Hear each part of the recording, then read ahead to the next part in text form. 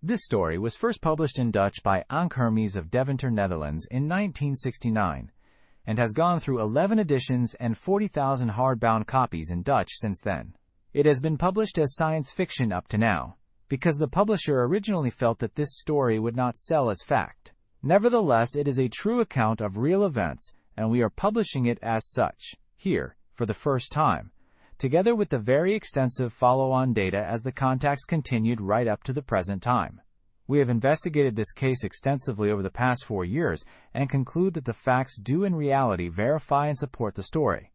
The witness is a very well-educated and highly articulate master mechanical engineer and an architectural artist as well, a rare combination ideally suited for this contact if the alien visitors wanted their information to be understood and presented with any degree of accuracy. The witness is also a well-known multinational industrialist in Europe, whose real name would be immediately recognized. He is the owner of several companies doing international business. To preserve his identity in order to protect his private life, we are using a pseudonym given him by the extraterrestrials themselves. They referred to him as Stefan Denaerde, Steph of the Earth, from which Stefan Denaerde was derived. When I first met this man, I was surprised by his size. He is a big man, about 6 feet 4 inches tall, and weighing perhaps 220 to 230 pounds. He dresses conservatively in expensive business suits and is very courteous and polite. He is mild-mannered and introspective by nature, and speaks with almost perfect economy of words. He says what he means and means what he says. In discussions he is not given to elaboration, and volunteers little information by himself. He answers questions forthrightly, directly and honestly, and looks one right in the eye as he speaks. He is not known to tell fictitious stories, but is considered to be a model of truthfulness and integrity. His experience was real, and was identified. In the long course of contact discussions, he learned a great deal about our real history, where we have been and where we are going, and how we fit into this great universe. He found that our written histories are not very accurate, because of our constant revisions by different regimes. He was shown a future course of events in store for us if we do not change our ways, and was then shown how fixed we are in our course, and the improbability that we will change in time. He is saddened and discouraged by our lack of real progress, and feels that revelation of this information is a needless and ineffective burden for a self-destructive humanity. He does not see us changing in time. The first book, Buitenaardse printed in Dutch, is an account of the contact experience up to the departure of the spacecraft the following day. The contacts continued, however, and a vast amount of technical information was communicated to the witness over the next several months and even years. The Iargans compared their society and their philosophies to ours, and described advanced technologies, man's place in the greater universe, and what is in store for all of us in the future. These communications continued and ultimately developed into a sort of mechanical transmission from a technical device aboard the spacecraft to the mind of the witness, something like the way it was done during his visit aboard the spacecraft in the Oosterschelde, except that now the pictures were transmitted to his mind instead of viewing them on a screen. Unknown to the witness, however, and this will be news to him when he sees it in print for the first time, communications experts working with NATO in defense systems had picked up a strange incoming RF radio frequency, electronic signal, in the vicinity of a high-security NATO defense installation in the Netherlands, and became very disturbed about the nature and purpose of this transmission. It was in an unusual bandwidth and had a strange character. It also was only detectable within a limited area in Den Haag, The Hague, near where the sensitive installation is located. NATO intelligence, believing this may be an attempt to interfere with the defense installation and its equipment, moved hundreds of thousands of dollars worth of highly sophisticated detection equipment into the area to try to find out what was happening. It seems that this strange signal would begin about 4 p.m. and continue for an hour or more several days each week. Now, before this information came to light, my interviews with the witness had shown that his contacts were coming in several days each week on a more or less regular basis. The witness's habit was to come home from his office about 3 p.m. daily, read his personal mail, and relax in his living room for a while. Often, when he was contacted, the telepathic transmission would begin about 4 p.m. and would continue for an hour or more. This strange coincidence became of paramount importance when I learned that the search for the strongest signal was taking them only a few blocks from this man's home, where he was receiving the contacts. I don't know whether they have identified the source of the transmissions yet or not, and I don't know yet if there was any other transmission that may have occupied this time period by pure coincidence. In either case, I am sure that I would not be advised, because intelligence information usually goes only one direction. A point of particular interest in this case is the fact that this witness was told by the Iargan visitors themselves that their group had contacted 4 other Earth humans in a similar manner, and had imparted similar information to each of them, and that once one of them got into print and became known, the others would make an attempt to contact him. This will certainly be a curious validation if any one of these others do in fact turn up. These contacts are still continuing on a lesser schedule, and an unbelievable amount of information has been imparted to this man. As the text is scanned here, there may be some word mistakes. The book is long ago out of print. The pictures can be some enlarged by clicking on them. Some words are translated into Scandinavian in foreword from the author. This book is the account of a meeting with the crew of a spacecraft from a distant solar system in our Milky Way. There are many who claim to have spoken with alien beings, often resulting in strange or garbled stories. So many, in fact, that their credibility has decreased to almost zero. After my own experience, I think that I understand the cause of the problem. The honesty of these people is beyond reproach, but their ability as observers may leave much to be desired. These experiences take place in the zones between our normal, material method of communication and the immaterial method that we usually describe as thought transference or telepathy. With this, the conditioning of the observer determines the quality of the reception. For example, subjects which do not affect him personally will, within his abilities, be received with the greatest clarity, whereas anything that touches him emotionally will be strongly biased or not received at all. Due to this, even a sworn statement from a completely trustworthy observer is useless, because no guarantee can be given that he knows what really confronts him. I realize that it must seem strange for me to warn the reader of the risks involved with this type of observer when I fall into the same category, but this is because I do not want to be just believed, partly because I know why a certain group of people refuse to believe. When you have read this book, it will be clear what I mean by this.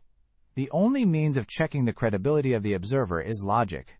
Due to her cosmic isolation, humanity is ignorant in certain fields, and someone who really has communicated with a supercivilization that has evolved above the material state, the minimum demand for interstellar travel, and understood them, must have access to information that is new, logical, and that can be checked in order to be convincing. As I have said, I do not seek belief. I ask my readers to be critical, but to bear in mind that the subject is so complex that it would be unreasonable to expect my story to be faultless. The content of this book is divided into 2 parts. The first is a description of the planet Iarga and her inhabitants and, as such, meets the demand for an identification procedure, which is a mandatory introduction to all exchanges between intelligent races. The identity of a race is determined by its planet and its history, and these must be explained. The aim of the first part is therefore purely the identification of this alien race, and is not an attempt to create some kind of picture of earthly ideals, something that we should try to emulate. Iarga is different in every way. The planet and her inhabitants have a different mentality and character, and therefore a different cycle of evolution. One difference is that Iarga is almost completely covered with water. The available area of land is spread over numerous islands with a total surface area not much larger than Australia, and according to our standards is much too small to feed and accommodate the billions of beings needed to reach the goal of their creation. The extreme efficiency of their planning and food production methods would be pointless on Earth, and their population density forces them to a kind of over-socialized community. Only beings that possess the ability to continually improve their mentality and eliminate all aggression have a chance of reaching perfection on such planets. We do not have this ability. The reincarnation selection of Iarga does not exist on Earth. Here, the weeds grow up with the corn until the harvest. Despite the vast differences, a remarkable likeness can be detected in some things, so much so that these beings can be regarded as humans that have physically adapted to life on an alien world. Their intellectual, emotional, and creative capabilities are the same as ours, and if we had been placed in the same situation, we would have become roughly the same. When the second part of this book has been read, this will no longer cause any surprise. It will have become clear that these beings are not only our cosmic brothers and sisters, but that there also exists our ego counterpart with which we will one day be united. With the introduction complete, the real work can begin. The reason for their visit is so strange that preliminary explanation is necessary. The human race lives in complete isolation from the other intelligent races, for as long as the so-called transformation phase continues. The plan of creation demands that we, like all others, complete the transformation phase in ignorance of our origin and our purpose. Through this, we create our individual identity and, at the same time, have the opportunity to develop our godlike talents by exploiting our creative powers and defining them, thereby earning our immortality. The number of talent fractions is not infinite, so the time must come that the numbers of man are fulfilled. When this happens, the transformation phase will be terminated by certain external encroachments that will subjugate the will and sovereignty of the human race. The plan of creation forbids interference in the development of an ignorant race, thus the necessity for the planting of knowledge here on earth. This knowledge appears to be comprehensive.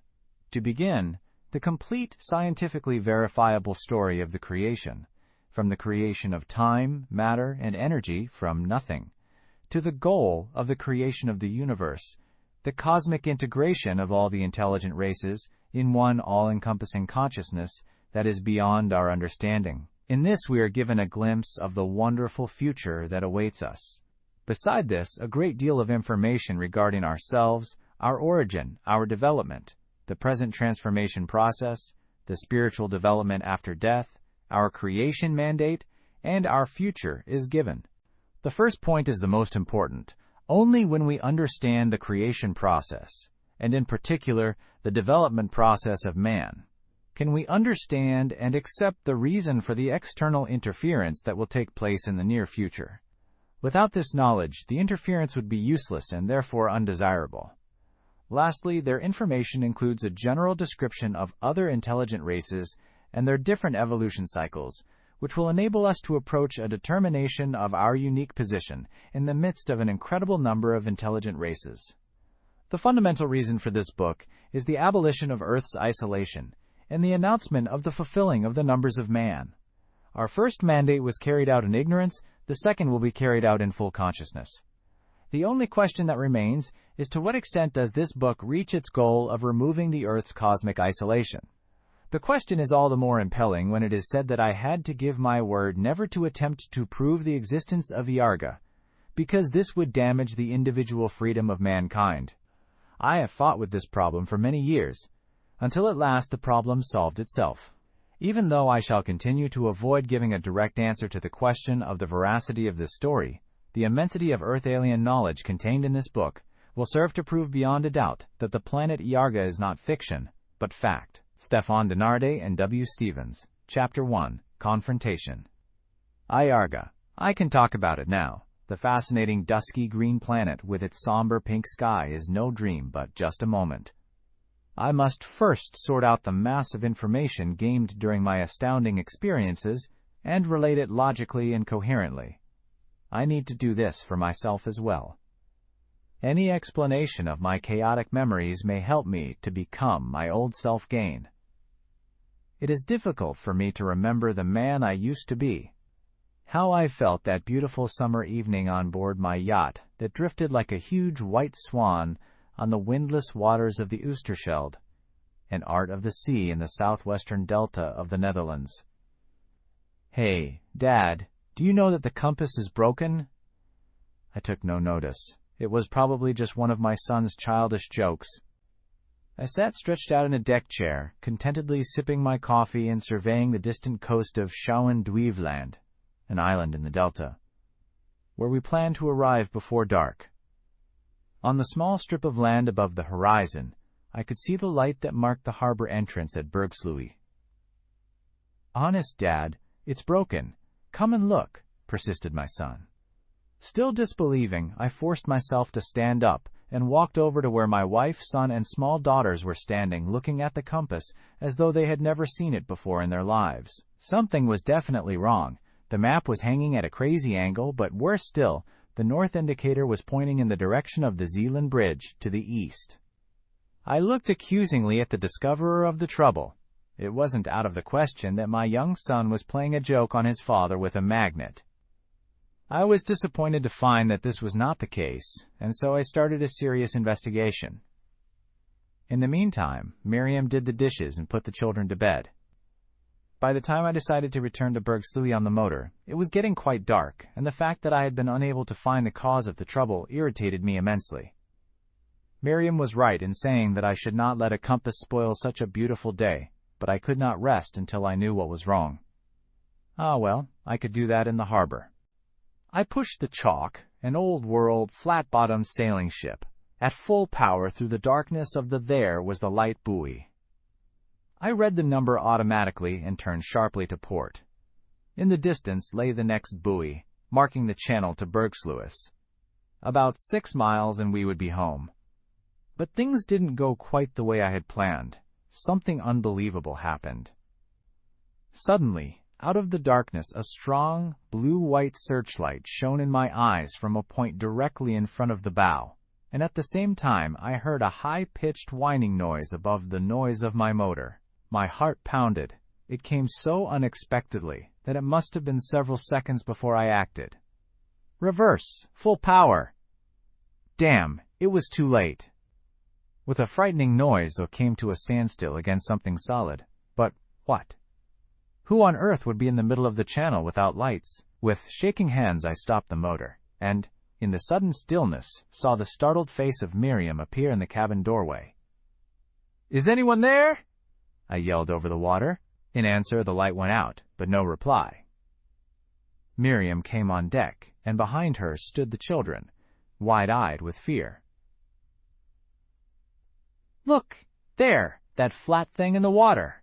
It looked like the hull of an overturned ship, or pontoon, but we were at least 30 feet away and couldn't possibly have hit it, whatever it was. "Is anyone there?" I called a second time. The searchlight flashed on again. The strangely small beam of light swept over the water and cast a cold glare on the side of the Chalk. I caught my breath. Floating on the incoming tide was a body, face down, apparently dead. The actions that followed were carried out at nerve-wracking speed. There was only one thought in my mind, to do something quickly, before the body drifted away into the darkness. Instinctively, I carried out the motions that I had so often gone over in my mind in the event of one of the children falling overboard. Seconds later, I jumped overboard with a line from the lifeboat in my hand. But what now? I was standing in less than 3 feet of water, and my knees and ankles hurt from landing on something as hard as steel. In my confusion, I saw the line from the dinghy drifting away. I stood up and dived to catch the rope, and, swimming with the small boat behind me, managed to grab the body.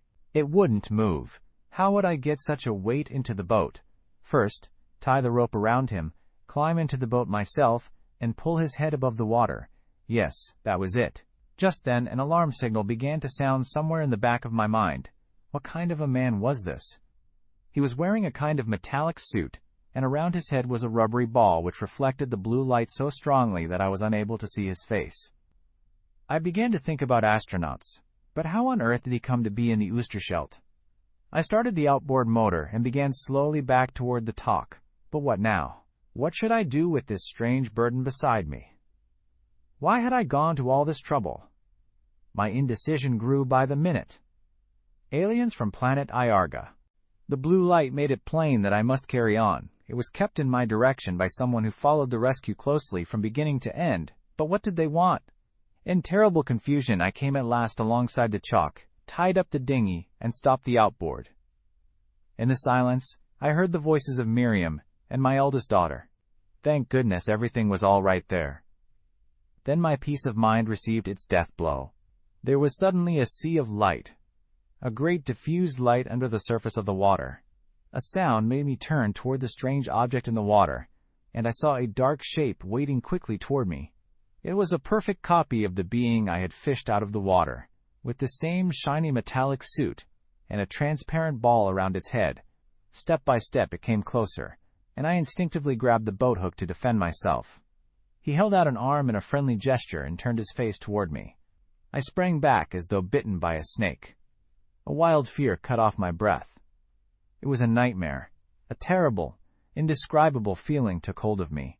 The being in front of me was not human, an animal-like face, with large square pupils in the eyes which were both hypnotic and self-assured. It struck me like a thunderbolt. Here I stood, facing an alien being from a race more intelligent than my own. But why was I still so afraid? I cannot explain. If it had been a gorilla, for example, then I would have quickly sprung on board my ship and put up a fight with the boat hook to prevent the animal from coming on board. There would have been no time for the fear that came from the feeling of helplessness in recognition of his superiority. The fear grew into panic, a panic which told me to get away from there as quickly as possible, before it was too late. I sprang overboard again and raced through the shallow water toward the ship, as though the devil were at my heels.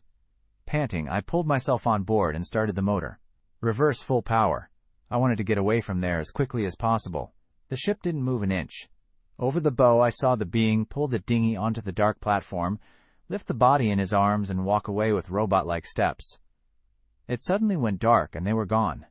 With a feeling of apprehension, I stopped the motor. The situation on board was surprisingly peaceful, for they had no idea of the real drama. There was a feeling of satisfaction over Father's ability as a lifesaver. My eldest daughter had developed the theory that we had rammed a submarine, which was not so unlikely, considering we were dosed to a naval training area. Only Miriam realized that something was wrong. She looked at me as though I were a stranger, and her uneasiness grew by the minute. She had never seen me like this before. She poured me a whiskey and sent the children to bed with the excuse that we had something to talk over. The alcohol did me good, but now it seemed that I had another problem. Miriam didn't believe me. This trip is too much for you, Steph. There are no men from Mars in the Oosterschelde. She kept talking, perhaps to try and talk some courage into both of us. I couldn't just stay inside. I had to see what was happening outside. With a flashlight in one hand and a boat hook in the other, I stood on deck and let the beam of light play over the platform. It lay just above the surface of the water, a sinister, four-ooking, dark gray thing. Its diameter was about the same as the length of our ship, certainly 50 feet.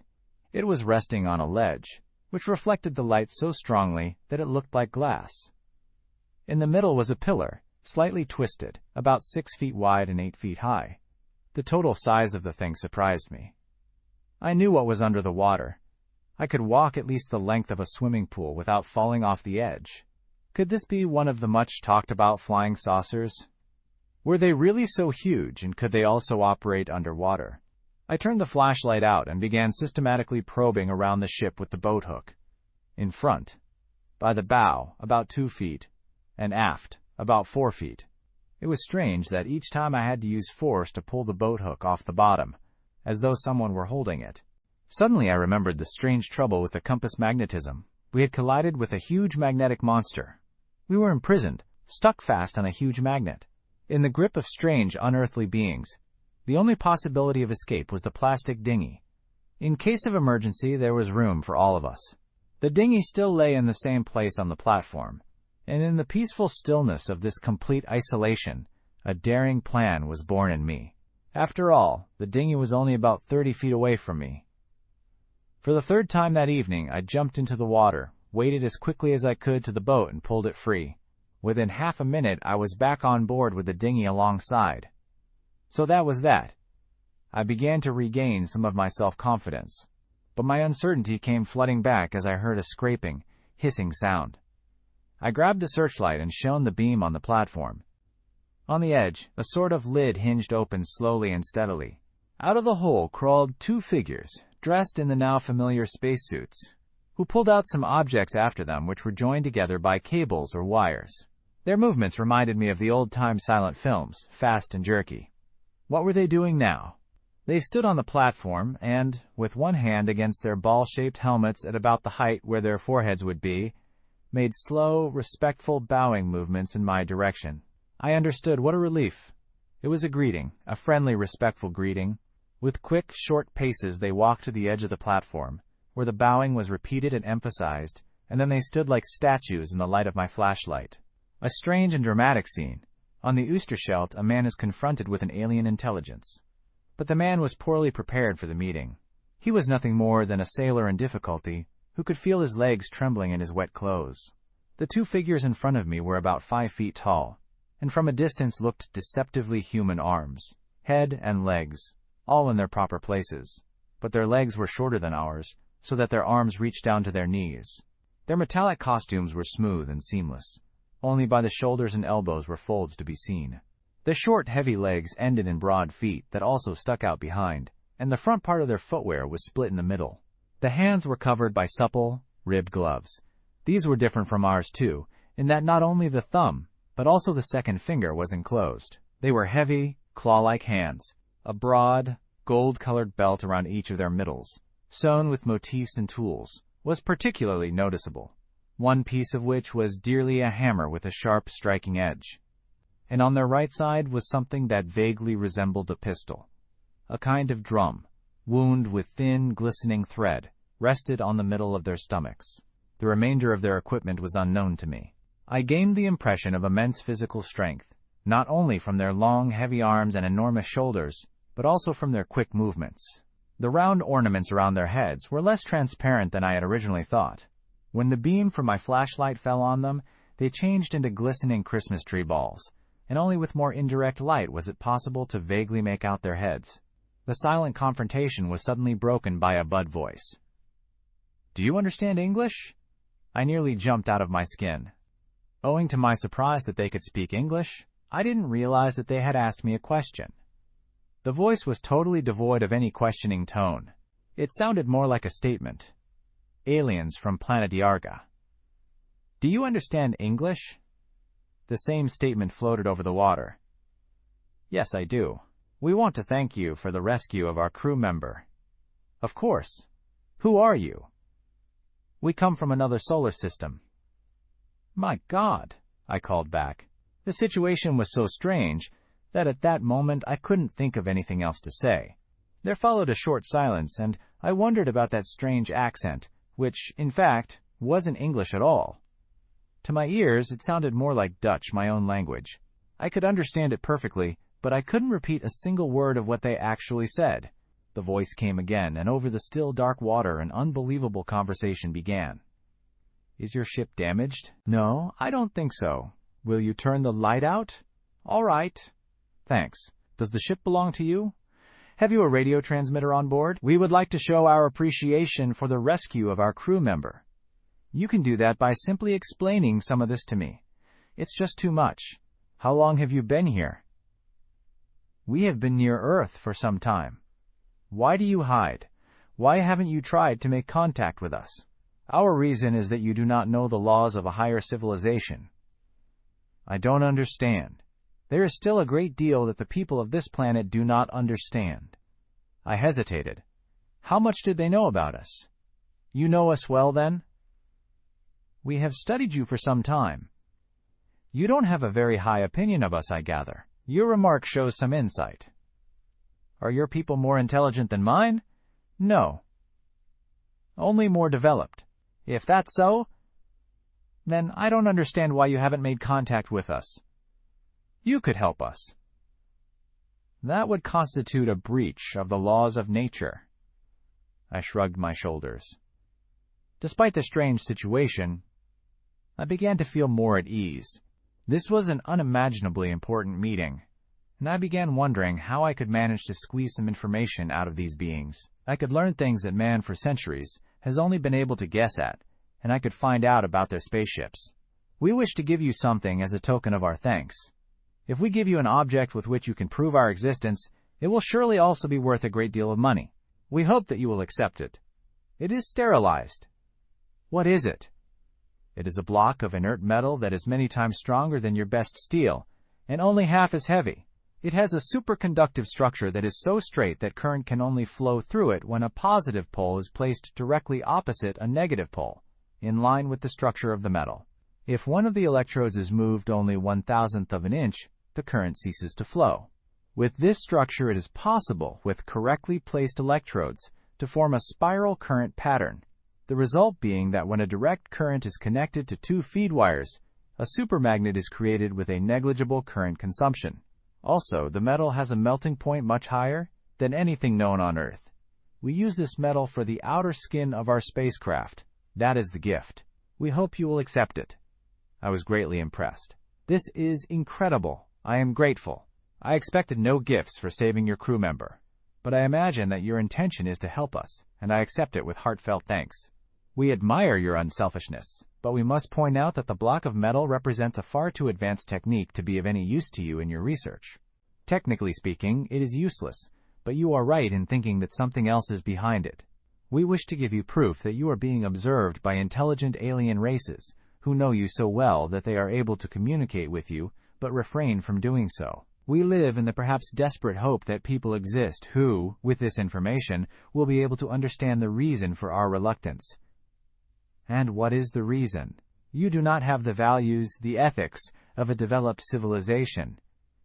Because of this, the human race has as yet no chance of eternal survival. It blocks the way to cosmic integration. I shrugged my shoulders. I had never heard of cosmic integration. They also began to irritate me. I found them a little too arrogant. You regard us as children, then? No. An adult does not blame a child for the fact that he is not yet grown up. But you do blame us for something? And what is that? Any English-speaking Negro, Chinese, or American Indian can give you the answer. The conversation was not going exactly the way I had imagined. I had to think of something else, and at the same time be careful that the contact was not broken. I was afraid that they would climb back into their saucer, and that I would never see them again. I think I understand what you mean. May I ask a couple more questions? This is a once-in-a-lifetime experience. That is correct. The present generation will not have the chance again. Answers to my questions seem to me to be much more important than the block of metal. Your insight surprises us. The answer to carefully selected questions is certainly much more important. I was surprised that they agreed to my request so quickly and easily. They suddenly seemed much more friendly. In that case, I would like to know what your spacecraft looks like, and, more important, how it is powered. You disappoint us with this question about technical knowledge. The most dangerous natural law governing the development of an intelligent people states, a highly technological society does away with all discrimination or self-destructs. To supply technical information to a people like yourselves is a serious crime against the cosmic laws. The last thing that you need is technological information to increase the gap between your intellectual development and your almost non-existent social development. Carry on playing with your Mars probes for the moment, as half of your world's population lives in poverty and hunger. The only information you need lies in the field of societal standards. I was terribly disappointed. There went my dream of learning breathtaking technical discoveries. I am afraid that very few people would be interested in that kind of information. We are afraid so too. When do you think that the time will be ripe to give us information about space travel? The cosmic isolation of an intelligent race can only be lifted when the minimum culture level has been reached. We call it social stability. And this conversation, then? We feel ourselves justified, because of your actions, in supplying certain small pieces of information which will set the present generation to thinking. What do you call a socially stable culture? We could give you the answer, but we doubt that you would understand it. I will take that chance. It seems to be important. Be sure that you know what you want. This answer demands an explanation in word and vision for at least 2 days. Furthermore, you must choose between the material gift, the block of metal, and the immaterial gift in the form of information. We cannot give you both. I don't understand what one has to do with the other. There is still so much that you do not understand, but after our explanation, this question will also be answered for you. Are you really prepared to spend 2 days explaining this to me? My tone dearly showed my surprise. We are, for at least 2 days. A conversation of shorter duration would have no point. It is the minimum time in which we can give you the necessary information. We have all the time in the world. Space travelers are never in a hurry. But we must warn you. We doubt that the information that we will give you will make your life happier. So be sure that you know what you are doing. I shrugged my shoulders. It was dear to me that these beings were devious, but I did not intend to let this one chance in a million slip through my fingers. All right, what do I have to do? We have a small sterilized decompression chamber, and only from there will you be able to hear us and see our screen. Food and drink you will have to bring from your ship, which should stay here. We must warn you again. You will become wiser for this experience, but not happier. We can leave with our ship whenever we want, right? Naturally. But if you leave us, it is for good, and with our blessing. All we ask now is a solemn vow from you and your wife that as long as we are here, you will not contact anyone else, and will do everything in your power to keep our presence a secret. I need to talk it over with my wife, naturally, but my decision had already been made. I will not tire you with Miriam's arguments, nor with the latter part of my conversation with the aliens, which consisted only of a number of instructions regarding anchoring, lighting, knock signals, and so on. The visit itself was to begin early the following morning, for which preparations were needed. The two statues turned about, and, laden with their apparatus, disappeared as quickly as they had come. As if sleepwalking, I went slowly to the bow and, as agreed, let the anchor fall onto the hard metal bottom, complete with an extra piece of chain. Soon afterwards the platform sank with a bud-zooming noise under the surface of the water.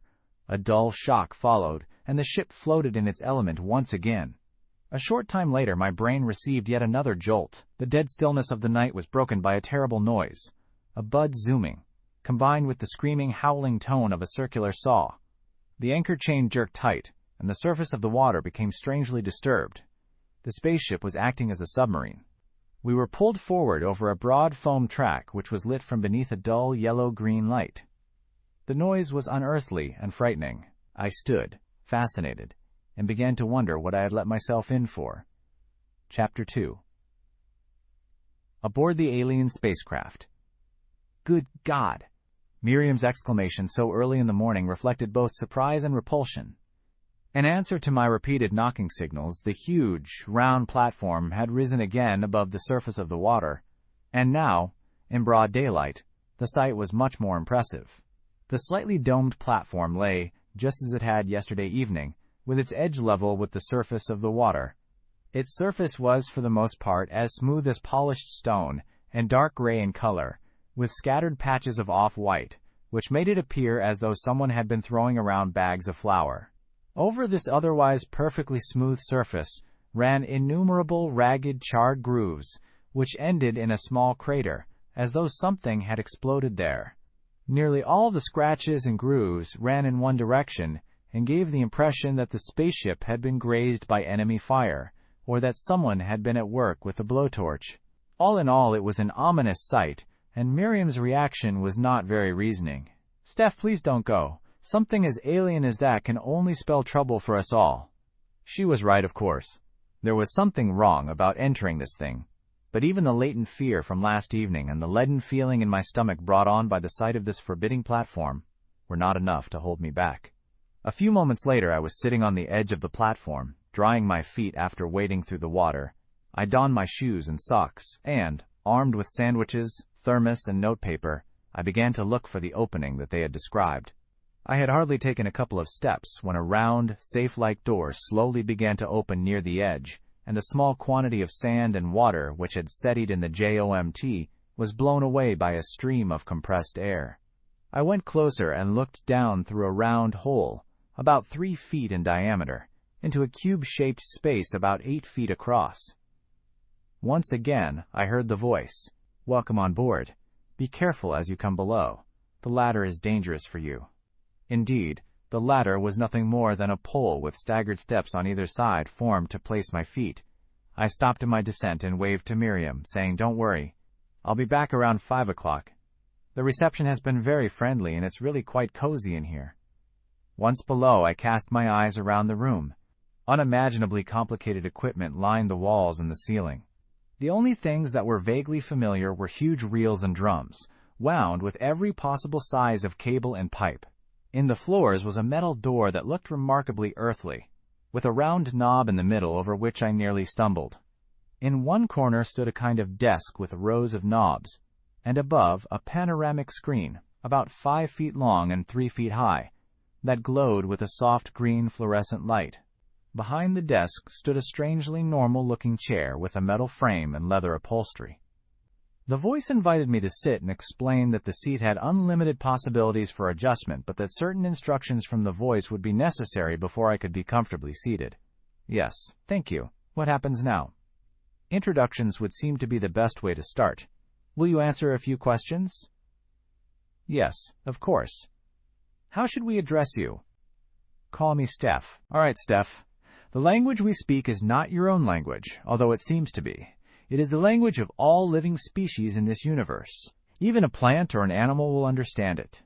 This language was spoken on Earth before the Babylonian confusion of tongues. You don't hear words but sounds that are directly reflected by your emotional structure, the life field. Therefore, don't try to understand words, but listen to the reflections of your soul.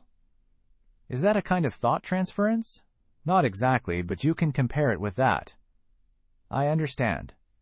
How old are you? I am 43.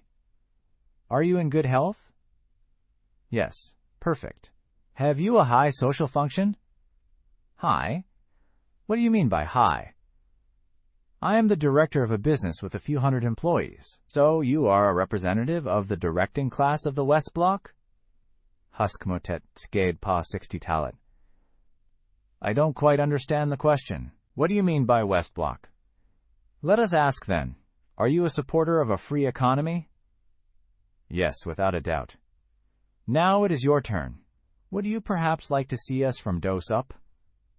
I tensed involuntarily, and my heart began to beat faster.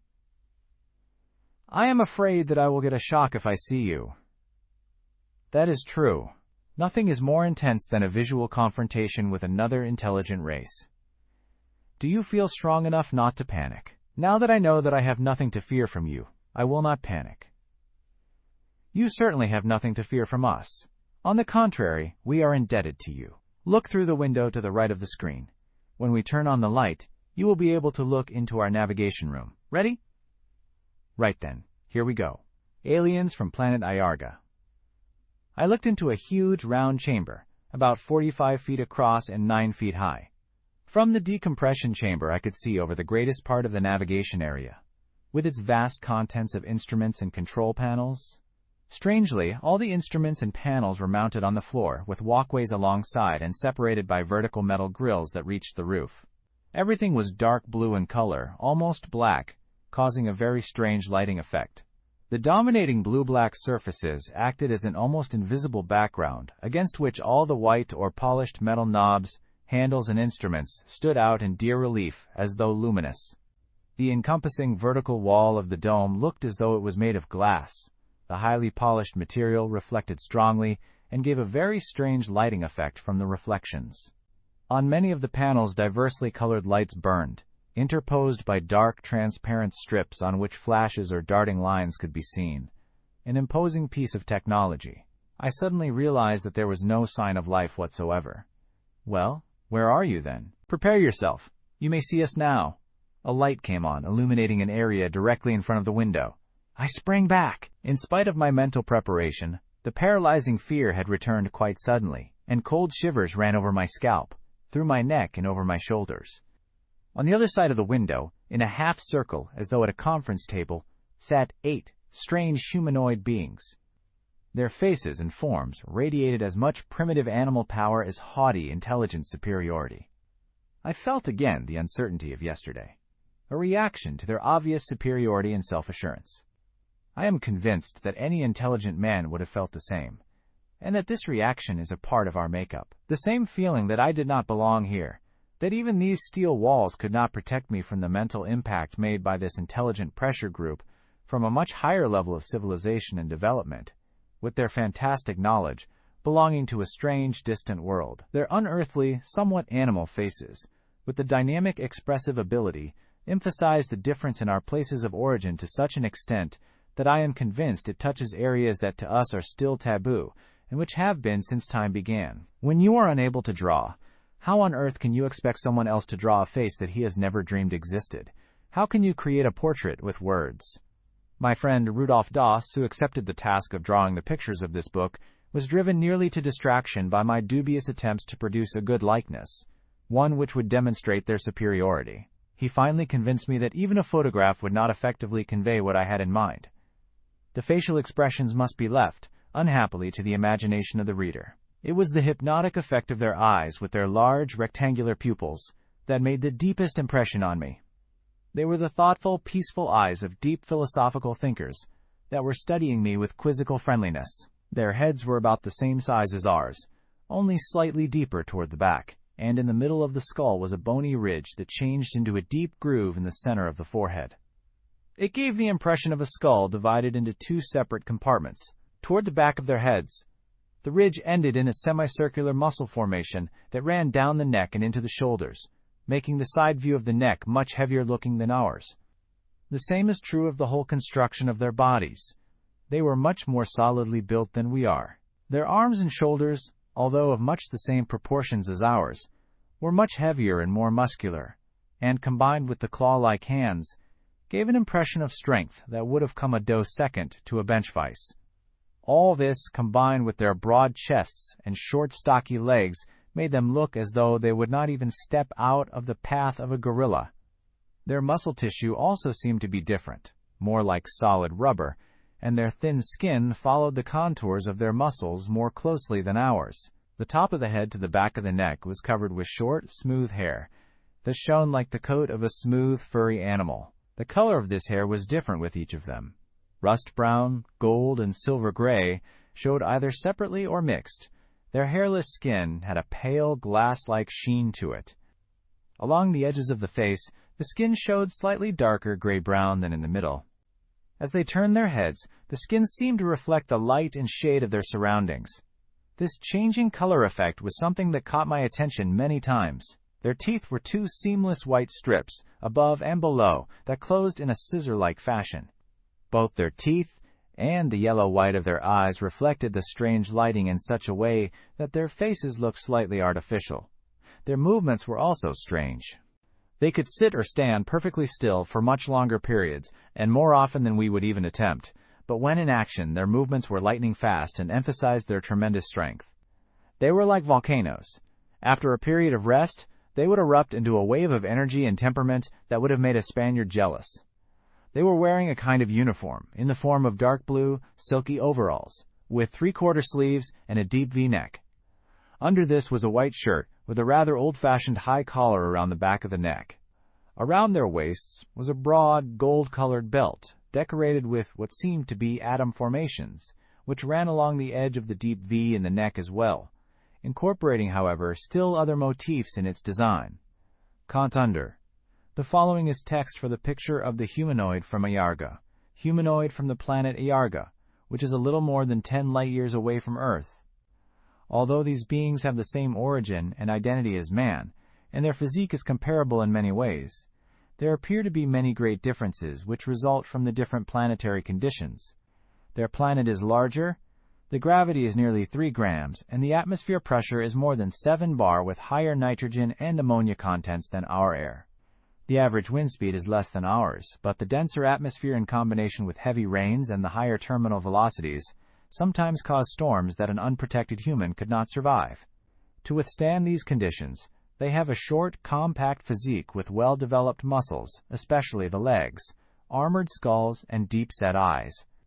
Their darting movements are interposed with periods of rest, during which they only move their heads.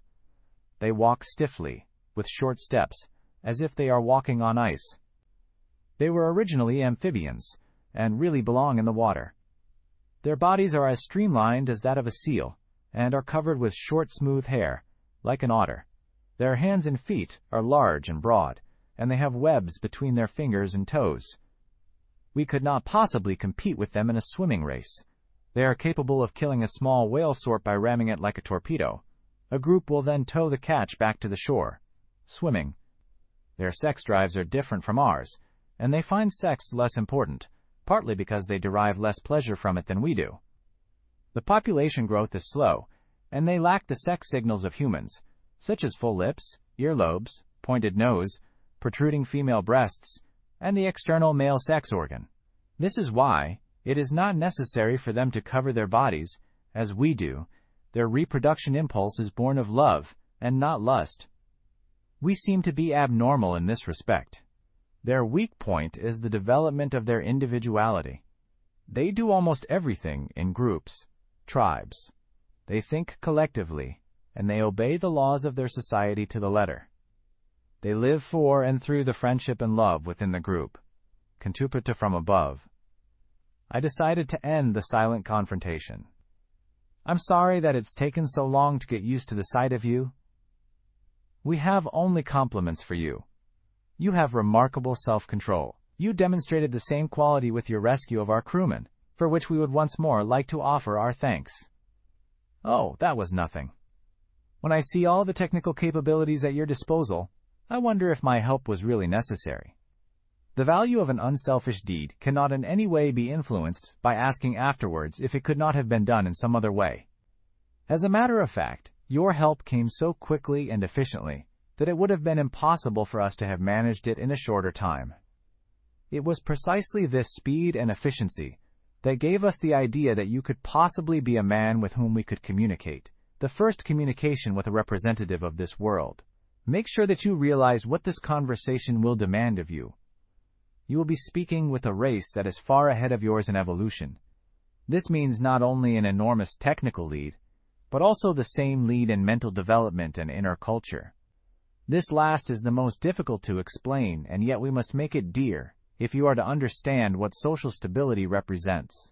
We will therefore lead you, step by step, through the secrets of a highly developed culture, and we will do this by means of a holographic film, which will take you to our planet Iarga. We will let you see what the world's civilization really means. It will be an interesting experience for you, the value of which is impossible for you to judge at this moment. But what you also cannot judge is the personal danger involved. We know the dangers and will protect you against them. The most important thing for us is to ensure that your freedom of thought is not damaged. Freedom of thought is the essence of humanity, and if we were to damage that, we would, according to our ethics, be committing a crime. Therefore, we will only convey knowledge to you, and not convictions. We wish no discussions. We will only answer questions when you do not understand something, and we will remain silent when you do not agree with us. We will help you to climb the ladder of knowledge, rung by rung, first to social stability, then to the superculture, and, if you can follow this, to the misty heights of cosmic integration. We will only give you knowledge. You must remain free to do with this knowledge what you will. If as a result of this knowledge you should find yourself forming any convictions, do so with care. Make sure that they are lasting convictions, born of independent creative thinking, and not the sort of passing convictions that the impact of strenuous visual emotions tend to provoke. These pseudo-convictions paralyze individual freedom and make men rigid and dogmatic. Knowledge is a material part of the human condition, and, as with all material things, it can be mechanized or automated. We have at our disposal a method of teaching that utilizes a certain type of radiation. This takes place at a speed of which you never dreamed. Above your head we have fitted one of these radiation reflectors. It makes the spoken word unnecessary to a great extent. On the screen in front of you we will show our explanation in the form of a picture story, the words of which serve only to direct your attention in a certain direction. We call this fixing the concentration, but the true source of information is the radiation. You do not have to take notes. Information gained through radiation remains locked in the memory forever. Experience this adventure with an open mind. Anything else will disturb your concentration. Do not become angry if we say something that goes against your principles. We have no intention of antagonizing you. If we do so, understand that it is purely a result of our ignorance regarding the many taboos and prejudices of Western man. They started the radiation device, working with the film. At first I was not quite sure what was happening. I felt cold and somewhat lightheaded suddenly, a feeling comparable to having had a little too much wine. You believe you can think very dearly, but you feel somewhat removed from reality. The fantastic film projection was accompanied by a rather childish description of what was to be seen. Now and then a few words brought my attention to the size of something, the height, the speed, the form, or the connection between two things, and so on. An endless stream of words and short sentences formed a slender thread of explanation. The essence, the real information, reached me unnoticed, and that was a weird experience. The knowledge that these beings, through their machine, could feed information directly into my brain, strengthened my feeling that I did not belong here. The difference between us was too great. I was defenseless. As far as I can gather, radiated information is a combination of visual stimulants and thought transference, all of which takes place at fantastic speed. The images came in such rapid succession that at first it made me irritable, and only after some considerable time did it become dear what was expected of me. I had only to act as a relaxed spectator, who observes with interest what is happening. They did the rest. It is understandable that this type of information is not suited to the written word, and therefore I have attempted to relate everything in the form of a two-sided conversation. This tends to give the impression that I was a partner in an animated discussion, but nothing is further from the truth. My function during this meeting can be compared with that of a tape recorder. The authenticity of the hologram was so fantastic that it could no longer be described as a picture. As long as I kept my head in the correct position, it was just like looking through a window. The three-dimensional panoramic color screen offered so persuasive an illusion of reality that after the first few minutes I looked behind the screen to make sure that nothing was there. The adjustment of the picture was controlled by several of the many knobs and handles on the desk in front of me. My first experience with the radiation took the form of knowing, without further instruction, which of the knobs I had to use to adjust, for example, the focus or the position of the picture on the screen. The test card, a jungle of vertical stripes, vanished, and I looked into a great, black hole in the middle of which hung a blinding ball. I recoiled involuntarily, at which the picture blurred, but I quickly got control of myself. The hole was very deep. I was looking into the endlessness of the cosmos. Against the black, somewhat violet background, sown with thousands of stars, a gigantic pink-white ball hung in stately beauty, the planet Iarga. The sight was very moving.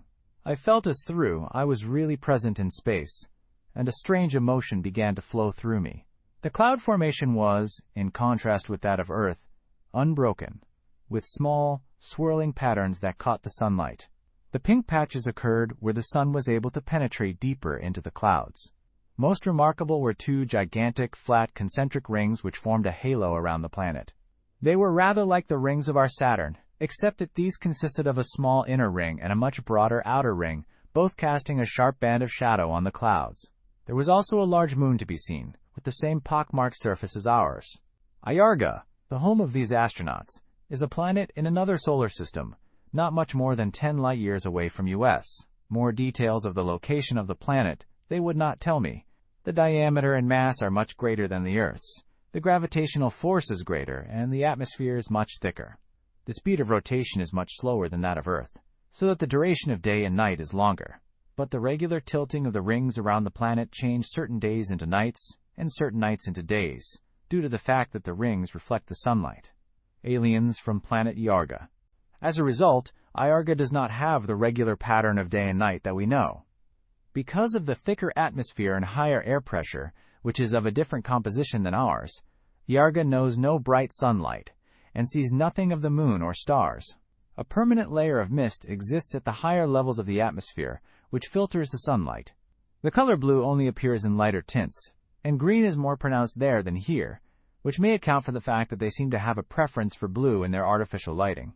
They describe the Earth as the blue planet with the blinding light, and in contrast, Iarga as the green planet with the misty light. The living conditions are very different from those on Earth. Temperature extremes are much less than here. But when you hear that the wind speed can reach 3 times our maximum, and that RAM and snowfall can be as much as 10 times greater, and you combine this with the fact that the terminal velocity is much higher, it becomes clear that it would be very unwise for any of us to be caught in a rainstorm on Iarga. After being informed that a fall from a height of 6 feet was fatal, I began to understand a little more of the reason for the physical appearance of these Iargans. The rubbery muscle formations, armored skulls, and long arms were products of very different climatic conditions than ours. Their earthquakes also seemed to occur with more intensity and frequency than ours. Just as I was beginning to ask myself what the buildings on such a planet would be like, the picture changed and showed the view from a fast-moving spaceship that had just passed through the outer layer of mist around the planet. Initially, I saw only clouds. Above me, the pink layer of mist that I had seen earlier. Then, a second broken cloud layer which was primarily responsible for the strange, diffused light on the planet. We passed through this layer at a height of about 20 miles, and viewed from the underside it was a mixture of yellow, gray, brown, and greenish clouds that gave a very somber and threatening impression. Lastly came a cloud layer that in height, form, and color closely resembled ours, and after passing through this I had an unobstructed view of the surface. We flew over a bright green ocean with white wave crests. Above the water ran an orange strip as straight as an arrow, which, separated by a white beached horseshoe-shaped island, split and continued in different directions. It was only when the spaceship came steadily lower that I realized what this strip was. A railway bridge! On long, slim towers high above the water ran a bridge as far as the eye could see. Along this bridge, slim, shining torpedoes moved in both directions. Their speed was only slightly less than that of the spaceship, and there were far too many of them for me to count. The distance between the torpedoes was about 10 times their own length, all spaced exactly alike along an 8-4-rack system which was divided into 2 layers, one above the other. I had little time to study the trains further, for we moved on. Aliens from planet Iarga. Land came into view, a low-lying coast, split by a broad river with large adjoining lakes. And before my astonished eyes, a strange, unearthly panorama unfolded. For as far as the eye could see, the land was divided by the orange railway into regular rectangles. The long torpedoes moved between huge, glass, oil tank-like constructions with shiny, dome-shaped roofs. Areas of green on either side of the railway looked something like prehistoric forests. The longer I studied this landscape, the more I became aware that this was ribbon development in its extreme form. The area between the buildings seemed to be used namely for agriculture, only now and then making way for an industrial complex. The camera sped on. The landscape changed and became undulating, split by walls into huge terraces, which compared with the wine fields of Italy. Behind this lay mountains, and in a great bowl between the peaks, a red-brown lake came into view. The machine tilted its nose steadily lower until I was able to see vertically below. Around the shores of the lake, numerous buildings were to be seen, among which were several gigantic combs. In 3 places, powerful blue-white lights, flanked by orange lights, flashed. Everything pointed to the fact that the spaceship was going to land here, and just at the last second, before the picture vanished, I saw something that made me catch my breath. On the right side of the screen, low above the lake, 3 shiny discs hung like sentries in the air. They had the form of perfect, streamlined excuses. I saw flying saucers. You saw 3 of our aircraft, in the form of a saucer? Exactly. And if you are interested, we will let you see them. I certainly am. Did you come here in something like that? No. These aircraft have about as much in common with our spacecraft as an Indian arrow has with your Mars probe. We hope that you have more important questions to ask than about aircraft. Of course. Am I to understand that the glass tanks are your houses? Yes. We call them house rings because they are in fact built in the form of a ring with a covered central recreation area. Is the whole planet built in this way? Yes. All areas that are suitable for living are built in this manner. The screen showed a view of a living area from a great height. So you all live in the same type of house? From the outside, they are all the same, but inside there is great variation. The uniformity appalls me. Do your top men also live in the cylinders? I had an idea, judging from the length of the trains, which I guessed were about 150 feet, that these buildings were enormous, at least 900 feet in diameter and more than 300 feet high. The words top men suggest something of the Earth's ideas of status. You surely do not imagine that in a higher civilization standards of justice can exist that allow status to play a part. I don't see what status has to do with more variation in house building. Why not simpler, smaller houses with more privacy? Small houses with separate pieces of land form a system that you call towns, and such inefficiency is unthinkable to us. Why inefficient? When you have our problem of overpopulation, you must build large cities to house all the people. We cannot afford the luxury of large areas of woodland as you can. Aliens from planet Iarga. What do you call overpopulation? Our small country has more than 300 people to the square kilometer, which in my opinion is quite dense. Compared to Earth's average of 25 to the square kilometer, that is indeed dense. Estimate the number of people living in the area that you see here. Every ring houses about 10,000. Work it out per rectangle. 10,000 per ring? Yes. And we have more square meters per person than you have. I did a quick calculation. Each rectangle contained 36 rings. So 36 times 10,000 is... Heavens! 360,000. I hadn't expected that. It made each rectangle a complete city. But then, it was also a lot of land. How long is the rectangle? Roughly 10 kilometers. I judged that the width must then be in the region of 6 kilometers, so that an area was then 60 square kilometers, and therefore my solution must be 600 people per square kilometer. I was certainly mistaken about your population, 600 per square kilometer. That's double ours. I was under the impression that it was much less. When I see the space that you have left, I must admit that it is a very clever solution. Your answer amuses us because you have made a small mistake. You have the decimal point in the wrong place. I calculated again and came to the ridiculous total of 6,000. It can't be 6,000. It is, Steph. What you see here houses a population of 6,000 people to the square kilometer. But that's ridiculous. How can you do it? That's 20 times as many as our overpopulated land. Your word overpopulation is pure nonsense. Our planet has a population density at least 100 times greater than yours. And we do not speak of overpopulation. I began to feel uneasy. That was madness. I knew it. I should never have started this conversation. It was leading nowhere. I stared with new interest at the picture in front of me and tried to calculate the living space of these people. Strange as it may seem, there were no signs of overpopulation. On the contrary, there was room enough round the cylinders, and the roads that ran through the woodland areas were in no way obstructed with people or traffic. This is so incomparable with anything that we know that I am at a loss for words. That is the right attitude.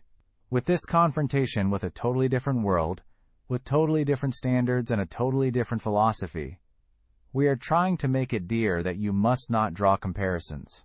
Doing so prevents you from understanding this world and its level of civilization. Forget your own world, and try to understand what is happening here. Try, without prejudice, to follow our explanation, as this alone will be difficult enough. The reason for our dense population is the small area of dry land on our planet. Iarga is almost completely covered with water forming deep oceans, which leaves us with a surface area of dry land which can be compared to the area of Australia, and this is distributed over numerous islands. We were faced with the problem of feeding and housing the billions of beings which we needed in order to achieve our creation goal, on the smallest possible area of land. This imposed the greatest demands on our planning and social systems. These demands do not occur on Earth. You have room to spare. What we needed to create a high level of culture were three things: freedom, justice, and efficiency. We will explain these concepts one at a time, beginning with the last, efficiency. You are shocked by the size of our population, but the space surprises you. Strange, EH? It is not so strange when you realize that you are not shocked by the number of people, but by the space that is left over, in what to you is a ridiculously overpopulated world. You are shocked by our efficiency. To us it is the most normal thing in the world, because without this concept we simply could not exist. Without efficiency, our world would immediately collapse. You will continually come up against this concept in our explanations, because we must make it dear to you how carefully each of the three concepts, freedom, justice, and efficiency, we had to employ to reach the level of civilization that can be called stable. Also, justice is a condition for efficiency. Aliens from planet Iarga. For example, if houses play a part in showing a difference in status between people, then justice fails, and efficiency in a setting such as this is impossible. It demands, therefore, a different, more social way of life. This was roughly the beginning of the explanation of the concept of efficiency, and I absorbed it with some difficulty. Who would expect the description of a superculture to begin with a lecture on efficiency? Anything but that. And it is almost impossible to relate just how efficient they were. Take, for example, their method of planning. It is simply based on the maximum number of people that a given land area can accommodate. The housing and the roadways take up the smallest possible area, not more than 5%, in order to leave a maximum of land for farming and natural beauty. The farming areas produce the maximum in food that their technique allows in order to support their huge population. The woodland areas are necessary to maintain a sufficient quantity of oxygen in the atmosphere and also serve as recreation areas. Everything is used to maximum advantage. What would you imagine to be the mode of transport of a superculture? You think perhaps supersonic aircraft or rockets and hovercraft-type ships or hover cars? Out of the question.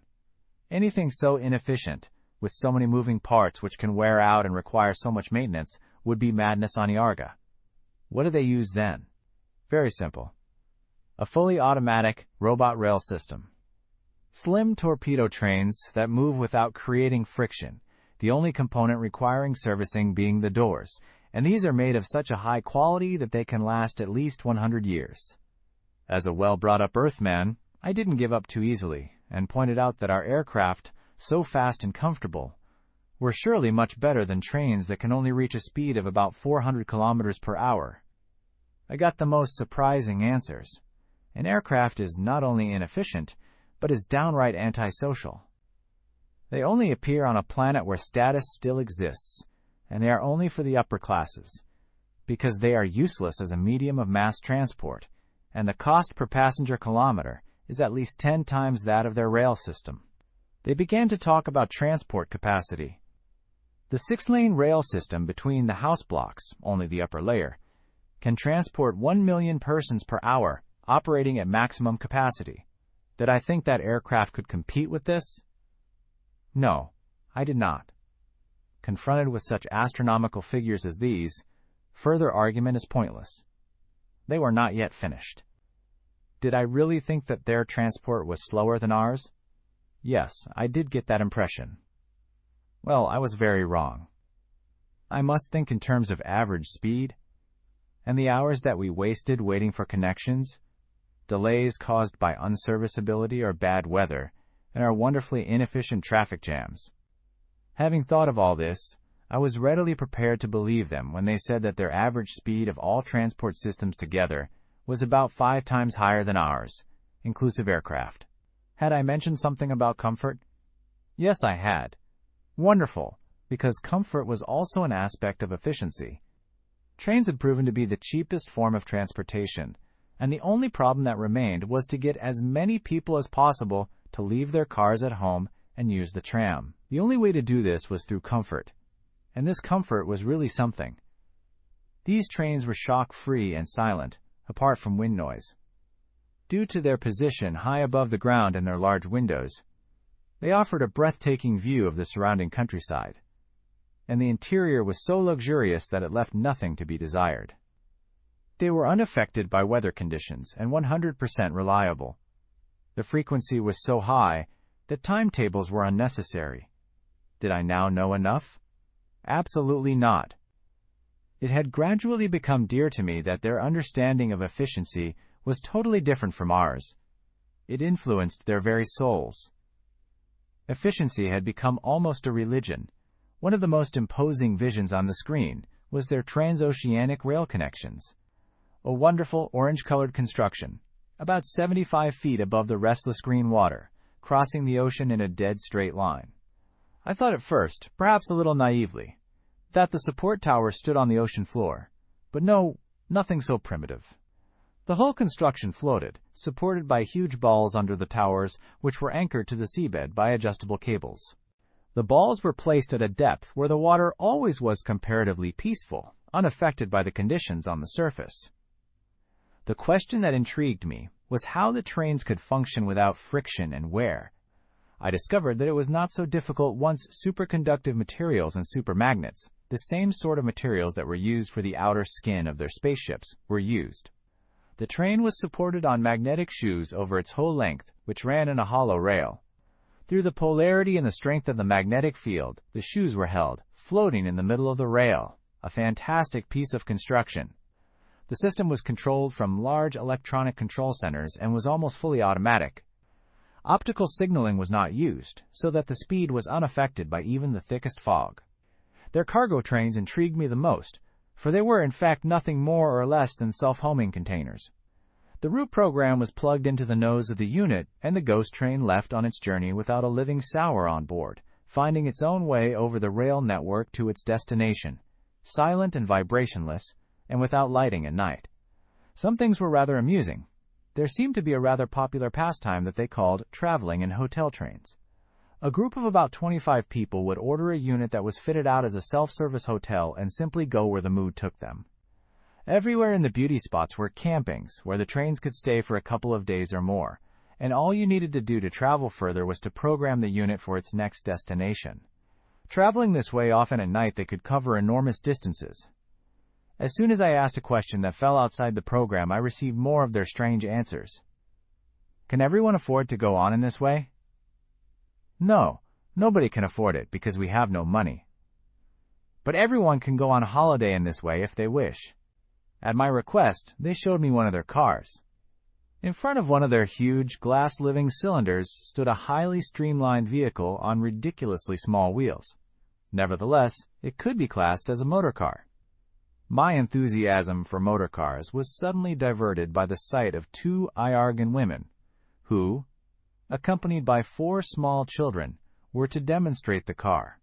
I sat staring at those strange exotic beings so intensely that the explanation about the car was, for the most part, lost on me. Their faces were smoother and finer than the astronauts, and they were made up with white and purple stripes on their foreheads and around their eyes. It made me think of Indians on the warpath, and this thought was strengthened by the colorful motifs on their clothing. This clothing seemed to be more for decoration than anything else.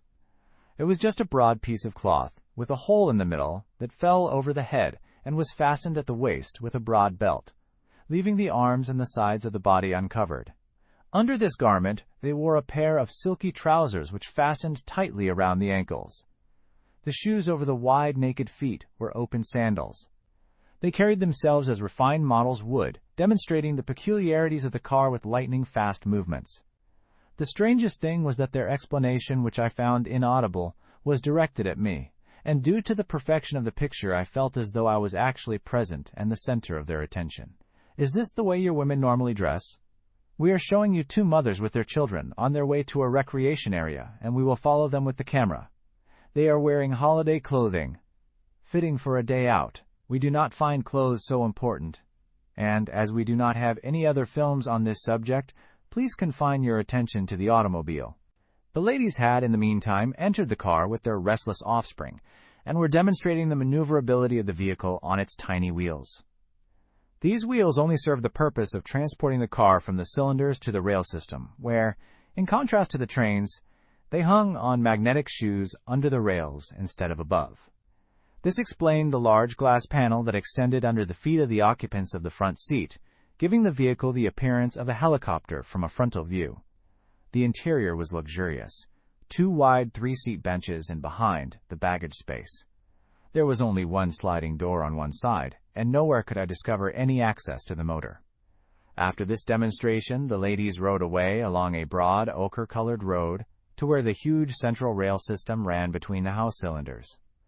The huge motorways, which looked like thin orange lines from the air, were in fact a 3-level road and rail system carrying heavy traffic at unimaginable speeds. The top level was a 6-track rail system which carried the long torpedoes, the 4 inside tracks for fast long-distance traffic, and the 2 outer tracks for local traffic. The other 2 levels were for the cars, again using the outer tracks for slow local traffic and the inner tracks for higher speeds and longer distances. The stations were huge, cross-shaped buildings through which the car-tram tracks passed in tunnels.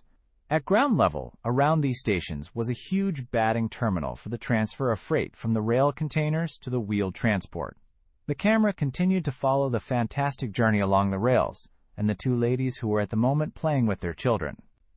The voice called my attention to the house cylinders. The first thing noticeable from dose up is the perfectly smooth exterior, with neither grooves nor joints in evidence. The different floors were visible only as creamy white bands of about 3 feet in height, on which rested glass panels about 15 feet high and 60 feet wide.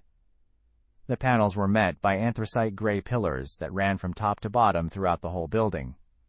Isn't it rather warm, all that glass in your houses, cars, and trains? No, because it is not ordinary glass at all, but a combination of glass and plastic. It contains 2 electrically conductive layers, with which the transparency can be regulated to give a greater or lesser reflective quality. The hologram images crossed a broad river, and I could see thousands of Iargans walking along its banks. I also saw hundreds of small boats braving the strong winds and stormy water. They were catamaran-type constructions, with streamlined cabins supported on legs above the water. The hulls were almost completely submerged, and the strangest thing was that the rough water seemed to have no effect on them. They were fast and made no bow waves. Picture text. Cross-section of one of the floating and rotating house cylinders. The construction is so stable that despite the heavy Iargan earthquakes, the framework, base, wall, and roof has a minimum useful life of more than 1,000 years. The plastic flats, apartments, 20 by 20 by 6 meter, are removable horizontally.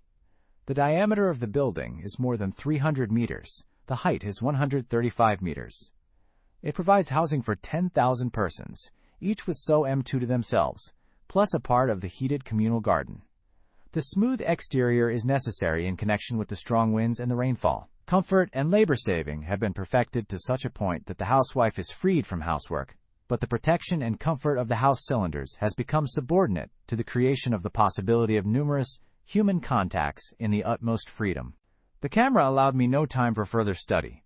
The landscape changed. The ground became undulating, and in the distance, high mountains born in the misty, lazy light of Iarga. The cylinders in their oblong formations continued as far as the eye could see into the foothills, and even beyond where the ground was terraced off, with long, high walls. As the ground became more mountainous, the buildings stopped, as did the roadway, but the railway continued on through the wild and rocky landscape. The rest of the journey became real science fiction. Like a giant snake, the railway wended its way around mountain peaks and over deep ravines, across fantastic suspension bridges and along vertical rock walls, now over gaping depths and then over grassy, woody plateaus. And in every suitable spot were the stations and the parking areas for the cars. This was one huge recreation area, with its rugged mountains and beautiful waterfalls. Just as we were approaching a large green mountain lake with nearby buildings, the picture faded and was replaced by the now familiar view of the Iargans' living areas. But I saw it now through different eyes which had begun to notice the wonderful perfection of this strange world. A world that sustained its huge population through utmost efficiency. A world without refuse, smells, exhaust gases, traffic jams, and noise. I also began to understand a little of something else, and that was the justice that they were always talking about. Although I had only just begun to become acquainted with this distant culture, I understood that everyone here had equal rights. They lived in the same houses, rode in the same cars, and stepped into the same trains. There were neither rich nor poor. There was no separation between nationalities, races, or colors. This must be a universally governed planet, but seemingly so strictly governed that everything was streamlined and standardized. What a terrible thought. I had no idea then that my horror at the thought of such monotony was soon to change into longing. I began to wonder what the millions of miles of railroad must have cost. It was certainly a triumph of engineering. Can you give me some idea of what such a transport system costs? That is difficult. We know roughly what $1 represents in production ability, but to translate that into the cost of a transport system, well, we can only guess. For $1 billion, you would not get much farther than 3 miles. Can't it be done for less? Naturally, but then we would have to make concessions with quality, and that is not our method of working. Such a system can only exist if it is built to last for centuries. Otherwise, we would constantly be repairing it. We'd never be able to afford such quality. You see it in front of you. What you need is not a vault full of banknotes, but production capacity. Only a society with a completely efficient economic system can realize such things for itself. But can all this be compared to the communist system that we have on Earth? Our cosmic universal economic system can be compared to both communism and the capitalist Western economy. One can also say that our cosmic economics can't be compared with either. If we don't have this system on Earth, how can you call it universal? It is only through this system that a race can achieve a cultural level of social stability, and from there onward toward immortality. It is the cosmic condition, based on natural laws. What's your definition of culture then, exactly? I'm beginning to think that we define the word differently. That's a very important question, Steph. Culture is the measure through which a society caters to the least fortunate man, the measure in which the sick, invalid, old, or poor people are taken care of. In short, the measure of collective unselfishness. But what has this got to do with immortality? Just this, that unselfishness makes an intelligent race immortal. But before you can understand this, you will first have to climb the ladder with us to the misty heights of comic integration. Unbelievable! I thought that you practiced efficiency as a sort of religion. But now I see that your economic system is a religion of sorts as well. You are beginning to understand, but the word religion is not well chosen. Something like it then? Correct. Do you mean that to start with we should build a world with this standard of efficiency and quality? We do not remember ever having suggested that you should build rail systems and cylindrical houses, nor have we said that your population should become as large as ours. You are again needlessly creating comparisons, which you should not do, for it leads you nowhere. Try only to understand how we have used the three essentials of higher culture freedom, justice and efficiency, in our world, and what culture really is to us. Only then will you be able to understand our answer to the great question that you have asked. Chapter 3. Planet Iarga. After the Iargans had explained their concept of efficiency, they turned without pause to their ideas of justice. In the same relentless and efficient manner, I was pumped full of the laws upon which they based their social and economic system in a very short time. The main theme was the same, the efficiency of the justice. It's interesting to fully understand what a cosmic, universal economic system is. They explain it as follows. An economic plan, aimed at efficiently satisfying man's needs, so that he is released from the tyranny of material things over his daily life. In other words, if everyone has everything at his disposal, then the acquisition of material goods is no longer of paramount importance. This can only be achieved by providing equal shares for everyone. Otherwise, envy will always exist. The culture then becomes more or less stable. I nodded in agreement. Mankind released from material problems, no envy or greed. That was an answer. Only one small problem. How was it done? A little magic, perhaps? There are only two solutions. Everyone must own the same, or no one must own anything.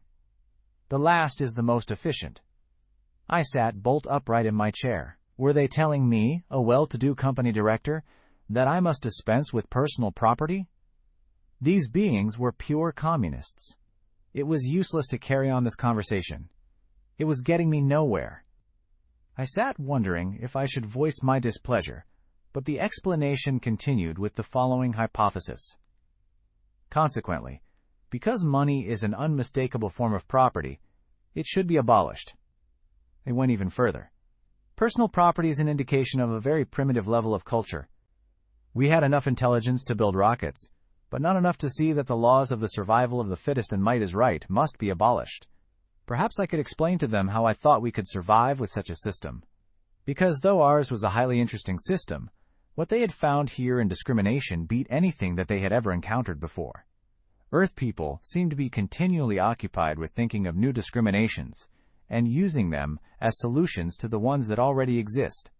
Someone could not formulate any social or political plan without someone else immediately attacking it. I really must not blame the spacemen when they said that all this useless talking, the continual working against one another, made them laugh. On the other hand, it was more terrifying than amusing that power had now been added to this difference in insight, in the form of an atomic weapon arsenal which had an unimaginable destructive and poisonous effect. And all this under the control of a few buttons. How is it possible that we could still sleep peacefully? One learns to live with things that are impossible to change. What a foolish idea. Of course it was possible to change things. All we had to do was to stop discriminating, simply change our laws. The concept of private property, of course, stood in our way. But surely we could sort that out. Point 1 didn't think so. Abolish personal possessions? Never would that work. While we are all quite willing to improve the world, it had to begin with our neighbor. Surely even a selfish man can understand that a world without discrimination would be a better place in which to live. Perhaps we could even create a prosperity that, universally speaking, could be 10 times better than that of the present. That they could understand. It was a pity that the communistic ideals were lost in inefficiency, otherwise they could have done a lot of good. It was a case of state-controlled economic leaders making the decisions. My humor improved considerably. They were not communists after all. But what were they then? I will try, briefly, to explain their system, as far as I was able to understand it. The total production of goods and services is, on Iarga, in the hands of a very small number of huge companies, the trusts. These are huge organizations with millions of employees, active over their whole planet. There are primary trusts, which distribute directly to the consumer, and secondary trusts, which supply the primary. Nothing is paid for on Iarga, only registered. What a consumer uses is registered in the computer center, in each of the house cylinders, and this may not exceed that to which he has a right. These computers are coupled to the huge shopping centers in each of the cylinders. You cannot buy anything. Large and expensive things, such as houses, cars, boats, valuable artifacts, and so on, can only be hired. They call this the right of acquisition. Less expensive things are not hired because that is not efficient. They are registered for their total value and the right of use remains for life. This is almost the same as personal ownership, except that in the event of death, the goods are returned to the trusts. The last category is articles for consumption and public services. Their total value is registered, at which point right of usage becomes yours. As far as goods are concerned, you may not have more in stock than is reasonable for your own use. Otherwise, the surplus can be confiscated. It is practically the same sort of thing as a bank account, except that they place the control on the expenditure, whereas we place it on the income. This difference is worth a lot of thought. Legally, all the goods remain the property of the trust that supplied them. This means not only that the trust is responsible for the upkeep, repair, and the guarantee of a certain minimum life, but they also take the total risk of loss or destruction. Thus, all the articles are made to such a high standard that repair is never necessary. Repairs are not only expensive, but terribly inefficient. Insurance companies and repair firms would make a poor living on Iarga. The trusts work on a cost-price basis, whereby our term profit is replaced by the cost of continuation. Each trust was constantly occupied with improving and expanding its production. Their economy was as stable as a rock. They showed me two of their fully automatic factory complexes, one that produced cars, and another that produced the trans-oceanic rail bridges. The star-shaped building had a diameter of about 1 kilometer, and the area around the factory was a maze of rails supporting hundreds of their freight torpedoes, which entered the building at the points of the star. The film then moved to the factory's interior. The points of the star contained the automatic unbatting system that emptied the trains of their raw materials, and this was the first time that I was able to hear original sounds. Strange hollow knocking, interposed with screeches and clicks. It was an inferno of noise that echoed strangely in the small metal chamber in which I was sitting. The same realistic effect as the film itself. Left, right, above, below. I heard the sounds exactly as if I had been present when they were made, and I began to hear exactly which machine was making a particular noise. The size of the machine park was indescribable. Boilers, collectors, hinging lids, ovens with white-hot metal, presses that belched steam each time they opened, huge horseshoe-shaped sections with high-voltage insulators, and spark-spitting machines. Small, delicate machines turned, twisted, or juggled with their products. I saw a few Iargans at work, dressed in orange-colored overalls with spacesuit-like helmets on their HS, which left only the mouth and nose uncovered.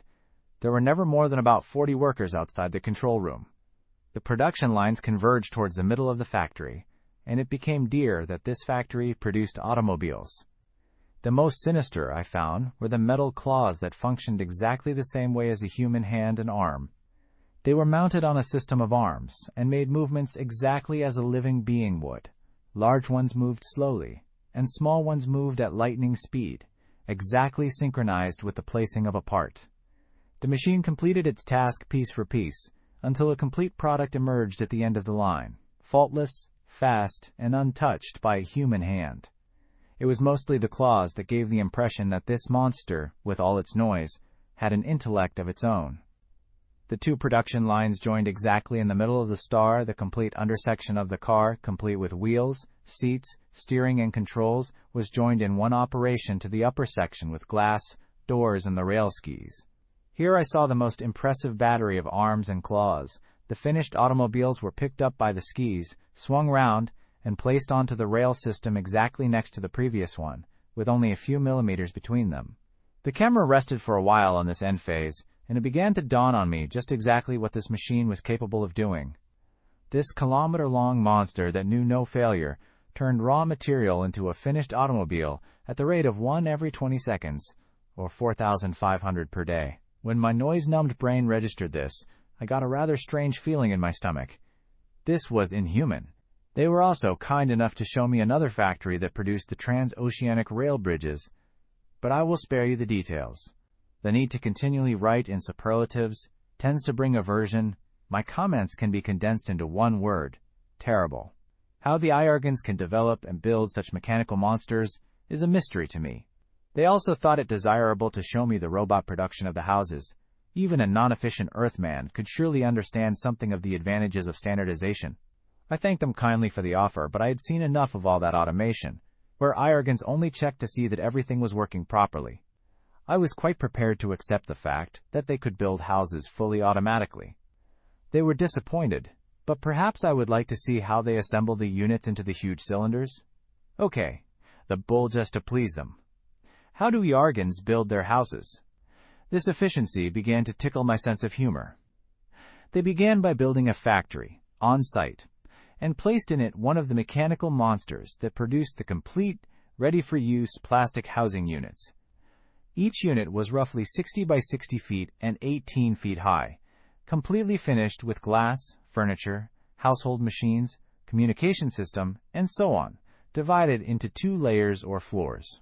On the site itself lay, in the ground, a huge, star-shaped rib construction with a diameter of more than 900 feet. Just as the roofs of the cylinders were domed, so was the foundation, but with the convex side under, like a half discus. The ribs were joined in the middle to a huge ring, the depth of the ribs at this point being approximately 60 feet.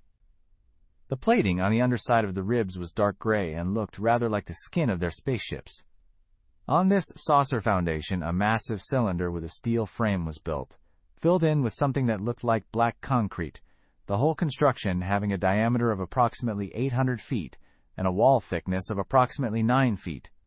The whole construction was covered by the domed roof, which seemed to be almost as strong as the foundations, only this roof was covered by glass.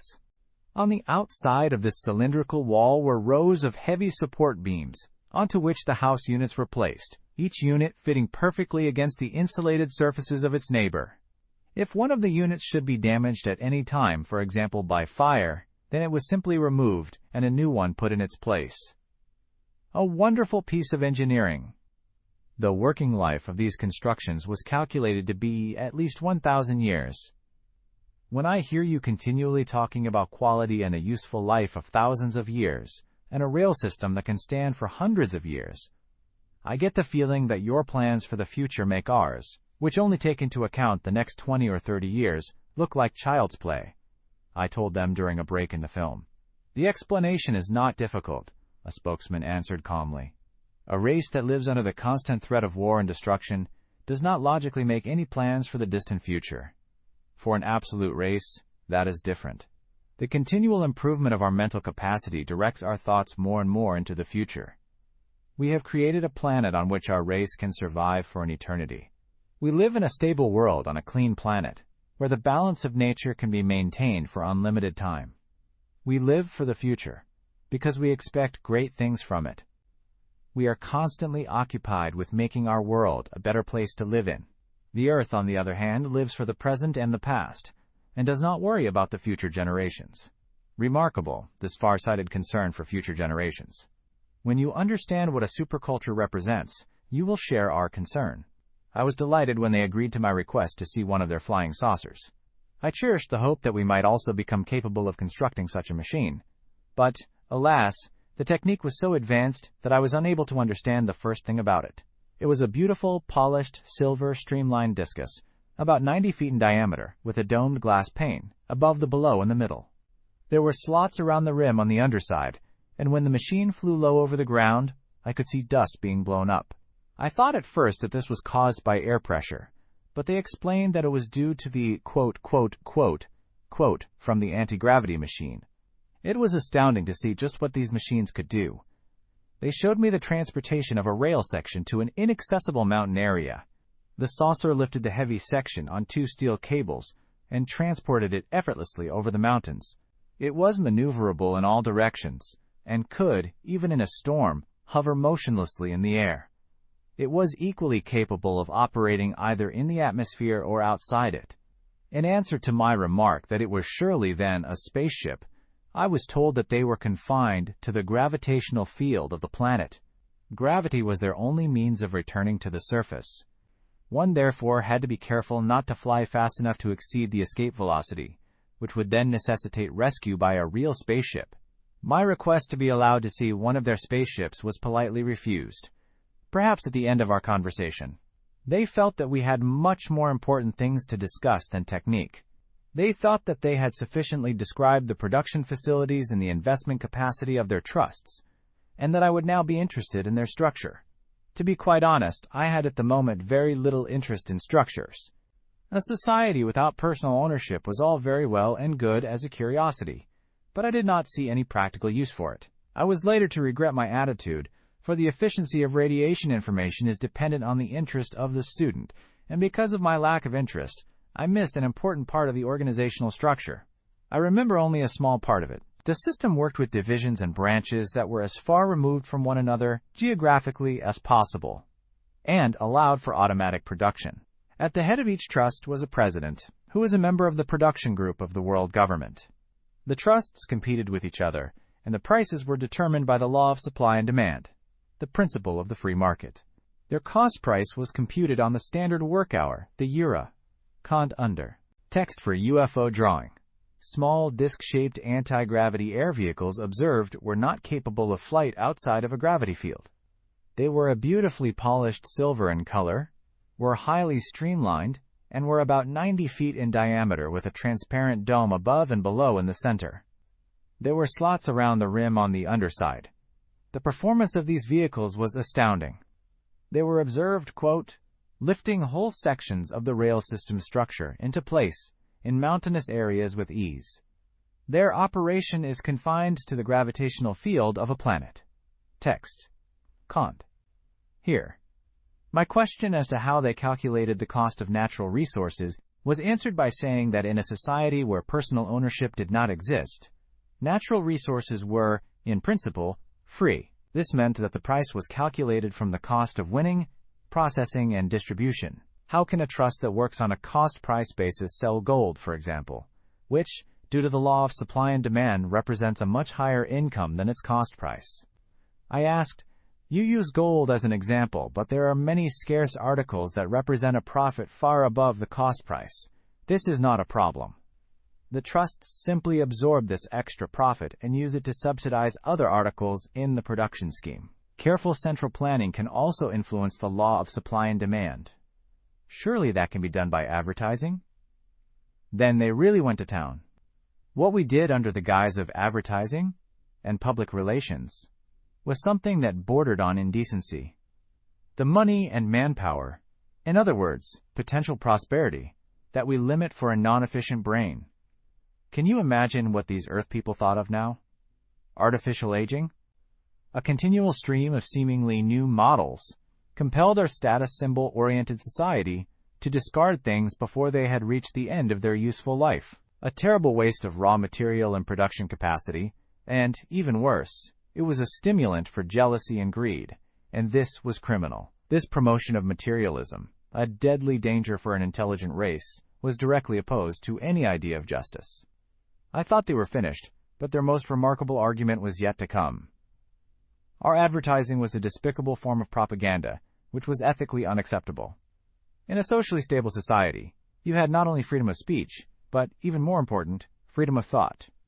Propaganda, repeated one-sided information, damaged the freedom of thought, and that was unacceptable discrimination. My tentative question as to how they could practice competition without advertising initiated another detailed explanation. Competition exists only through the free choice of the consumers, and has nothing to do with trying to influence that choice, as we try to do with advertising. They influence this choice, naturally, much more efficiently. On Iarga, there are 2 worldwide consumer organizations, which are responsible for all market research. They examine the usage value of all the goods and services, and inform the public in the most objective manner about the available assortment. They stimulate the trusts to produce the goods that are needed.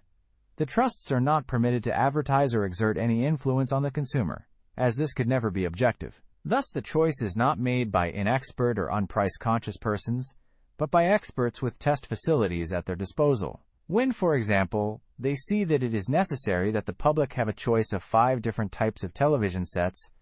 Then they ensure that these are produced. I didn't believe a word of it. From what I had seen on Iarga, there was no choice at all. Everything seemed the same: cars, houses, trains, and so on. They were afraid that I had failed to understand anything of what they had told me. The presidents of the 2 trusts are a part of the central planning group of the world government. This group attempts to lead the race to the goal of a culture. To begin with, they must, by means of production adjustment, dispense with the law of supply and demand, and thereafter create a situation of unbridled prosperity, so that no one is troubled any more by material things.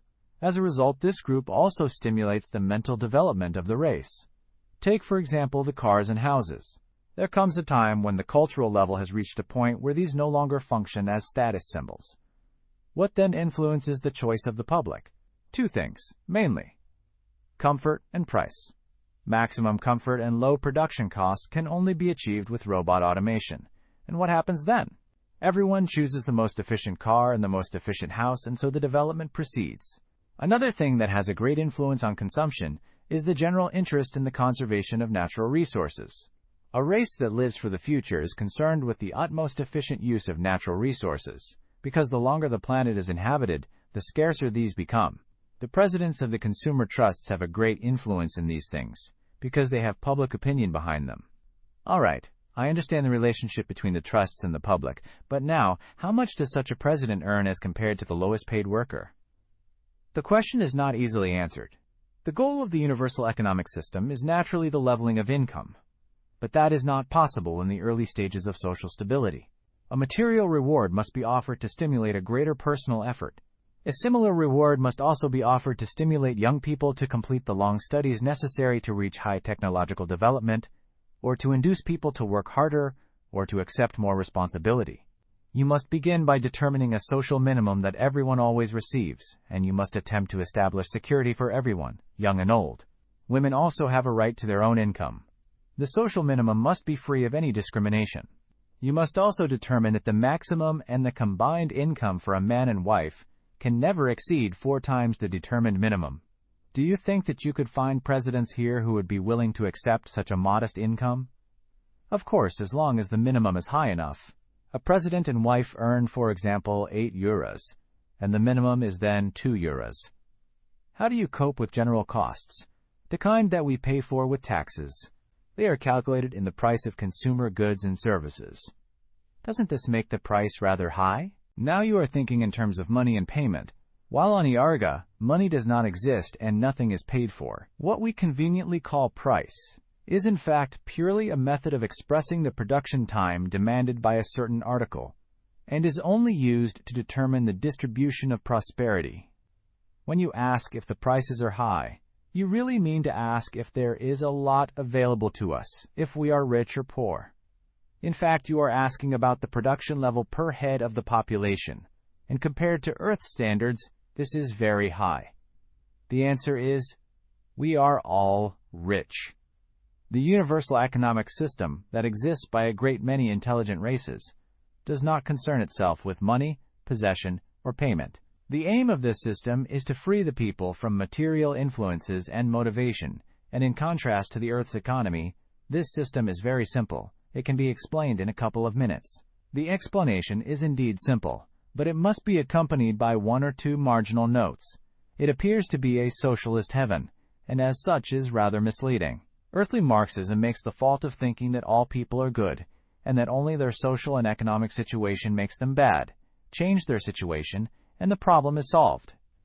If only this were true. Every intelligent race is dualistic, and, as absolute necessity, contains an extremely evil consciousness component that now and again comes to the surface in the form of lies, deceit, sadism, homicide, etc., etc. One of the reasons for the terrible murder of millions of women and children in gas chambers. A detailed explanation will come later, so let it suffice here to say that beings on Iarga that possess this mentality are denied reincarnation. This selection is the cause of the continuing improvement in mentality, generation after generation, which enables a race to become unselfish. On Earth, this selection was blocked some 20 centuries ago by extraterrestrial intervention, whereby we cannot improve our average mentality. This system is therefore unsuitable and undesirable for us, because it would stimulate the egoism. The lazy and the profiteers would disrupt the system. The universal economic system is just an utopian dream for us. The beginning of this system is their world order. The unity of such a race comes from the fact that they obey a set of godly laws, and therefore have a uniform legal system. Add this to their love of travel, which results in the mixing of the races, and the result is the disappearance of nationalism, which happened long ago. The total production of all goods and services is controlled by globally operating trusts or cooperatives, the presidents of which form the world government. These are not so much economic as political formations that perform most of the tasks that fall here under governments and ministries. The consumers' cooperations comment on the performance of the trusts, and so stimulate the assortment and availability. Once this situation has been reached, there is not much left to be written in a book on economics. The only thing that could be entered is any idea to improve the system's product efficiency, which will reduce the amount of servile labor. They regard this kind of work as a waste of time. Appropriately, they use the term welfare efficiency of the working population. The theoretical maximum of 100% could be reached when the total working population should take part in the direct production process of goods and services, with the highest attainable level of automation and the highest possible quality and durability. This maximum is obviously never reached, and the welfare efficiency is always below 100%. The higher the figure, the larger the availability of goods and services, and the greater the prosperity. The three determining factors are: 1. The occupation factor shows the percentage of the working population that takes part in the direct production process of goods and services in the public sector. Here it may be useful to list the professions that do not exist on Iarga, or that fall outside the direct production process: banks, insurance companies, stock exchange, lawyers, sales organizations, public relations. Cont under. Text for picture of housing complexes. The ring-shaped housing complexes, looking much like huge glass silos, are about 900 feet in diameter by 300 feet high, and they accommodate about 10,000 Iargans each. The central core structure is built up complete as a single unit, and the apartments are installed on the outside, which results in the glass-like finish. These circular housing units are arranged in rectangular cities about 10 kilometers by 6 kilometers wide, encompassing up to 36 such units. The resulting population density is as high as 6,000 persons per square kilometer. View of an automatic farming machine which is controlled from a central post. The unit works a piece of land 250 wide and 10 kilometers long. Fertilizers and sprays are introduced via the central rail and administered by means of a rolling tank. At the end of the rails, the whole unit turns through 18 degrees and returns over the parallel strip of ground. No poisonous sprays or artificial fertilizers are used on Iarga. The ground is sterilized with a deadly ray before the seeds are planted. Keep out of the way when it is working. The contrast with our primitive farming methods and these super-efficient methods on Iarga is bizarre. Text.cont. Advertising agencies, tax offices, accountants, consultants, ministries, the whole weapons industry, the Army, Air Force, Navy, administration, and bookkeeping. For as far as it is not connected with the registration of the direct production process, etc., etc.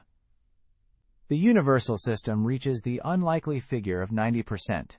But this has an additional reason. All creative work is not taken into account, because they do not regard this as servile work. It is performed after working hours as a sort of hobby, and includes things such as planning, strategy, innovation, research, development, scientific research, all art forms, and the organization of events. This occupation percentage for the industrialized Western countries lies somewhere in the region of 30 to 40%. 2. The production effectivity is expressed in terms of the relationship to the maximum possible at that moment. What it boils down to is that everything that can be automated is classed as 100%, and the rest is related to that. So exists a model for each system by which other systems can be judged. Think for a moment of the gigantic investment capacity of these trusts in relation to ours. For the most part, small concerns. The Iargan figure is relative, so it does not have much meaning for us. But I think it would be safe to say that our figure would be somewhere in the region of 50% lower. 3. The quality factor determines the effect of certain goods or investments on the prosperity. An object that lasts twice as long as another has twice the effect on the prosperity. All repair time, direct or indirect, lessens the effect. And beside this is the ethical reason for the quality control, the scarcity of raw materials. An object that lasts twice as long as another uses half the amount of raw materials. That is why they are so critical when it comes to the question of quality, and the trusts allow no concessions in this respect. Consumer goods that pass the quality test, such as food, score 100%, but all the rest are meticulously checked for durability and repair demands. Durability is expressed in a percentage of the maximum attainable or desirable, and the servicing hours are deducted in percent. When it is said that their rail system has a useful life of more than 100 Earth years, and that the frames of their house cylinders last for many hundreds of Earth years, perhaps you will get an idea of their standards of quality. To set our quality standard again at 50% is perhaps ridiculous, but that is not really the point. The welfare efficiency is calculated by multiplying the three factors by each other, and they state that the universal economic system easily gets 70% average among numerous intelligent races. The average of our industrialized countries can perhaps reach the 7 to 9% figure. This shocking conclusion means that with our present technical development, the welfare profit could be 8 to 10 times as high as it now is. With a just and efficient system, our present number of workers could have conquered all the poverty in the world. We have a ridiculously inefficient production system caused by too many professions that consume prosperity instead of creating it. Our stupid way of sharing prosperity causes so-called overproduction, and we resist automation for the sake of employment, while the majority of our world population lives in poverty. The low quality of our goods, helped by artificial aging, means that we simply throw away a large part of our welfare profit. Perhaps we can't help it because our mentality is wrong, but no matter how you try to excuse it, it remains stupid. They were dearly pleased that I was at last awake and was able to understand that efficiency and justice were not just loose, idealistic words, but, good heavens, first 100 times the population density and then times the production. How is that possible? Unbridled overpopulation and unbridled overproduction? Rubbish! We do not know what the words overpopulation and overproduction mean.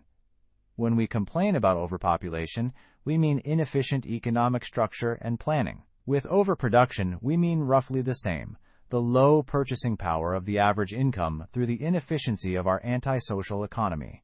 As soon as we begin to distribute our products in a just manner, we will see that the problem lies in a too low productive capacity. Because, friend Steph, make no mistake as to what men will use if given the opportunity. Take, for example, the consumption capacity for a family who, because of their financial state, can have everything they want. Their level lies at least 20 times higher than the world average.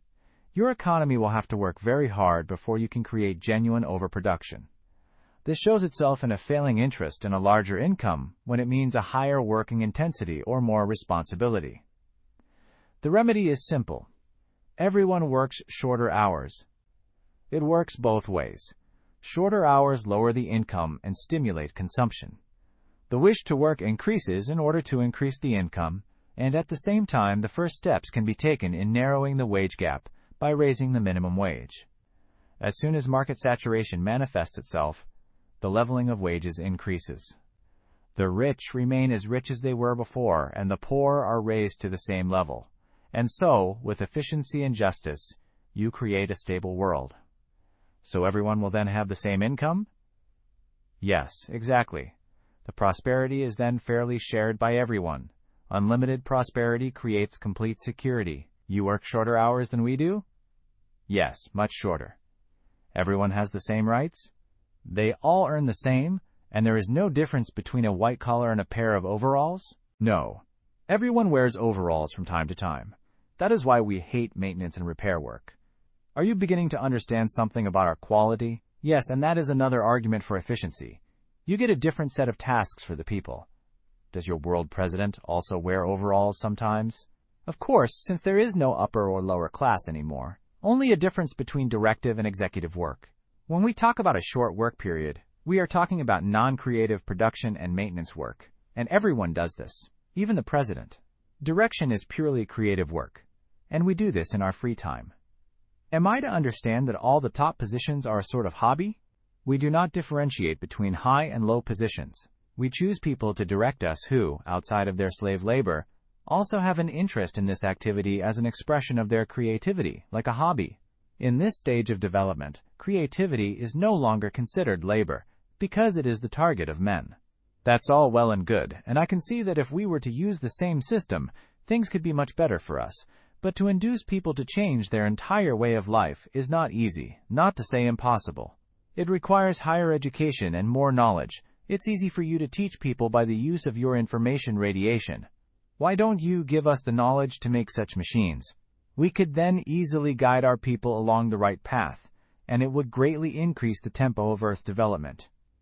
We tremble at the thought of giving you the secrets of immaterial radiation. It would not be long before man discovered that it could be used as a weapon, with the almost certain result of self-destruction. And even if it were not so used, who would profit from its advantages? Surely only the developed nations, because the equipment is expensive. This would mean that the white race would be in an even stronger discriminating position against the other races. A race that does not know its responsibilities cannot be helped. Moving on to the next subject, freedom. They began by showing me one of their living, or house, cylinders. The film opened on the ring road outside the building. An automatic sliding door opened and gave access to the parking space for the cars, in the basement. The car stood in neat rows, 4 deep, with the front wheels in shallow grooves in the floor. The camera moved through this area and out through a door which led to the central garden of the hollow cylinder. A beautifully laid out recreation area of at least 300 yards in diameter. A quarter segment of the cylinder was glass which, combined with a gigantic glass roof about 300 feet above the ground, gave the effect of being inside a huge glass house. Galleries ran around the inside at each floor. And on the lowest gallery, which was wider than the rest, small rail transport units moved. The central space was a huge garden of tropical-looking plants and flowers. A huge central pillar was at its base, surrounded by a rock garden with plants and flowers in the most exotic colors. Streams and waterfalls came out into ponds and tanks that contained strange and brightly colored fish. Green moss-like areas were broken up by patches off lowers and shrubs.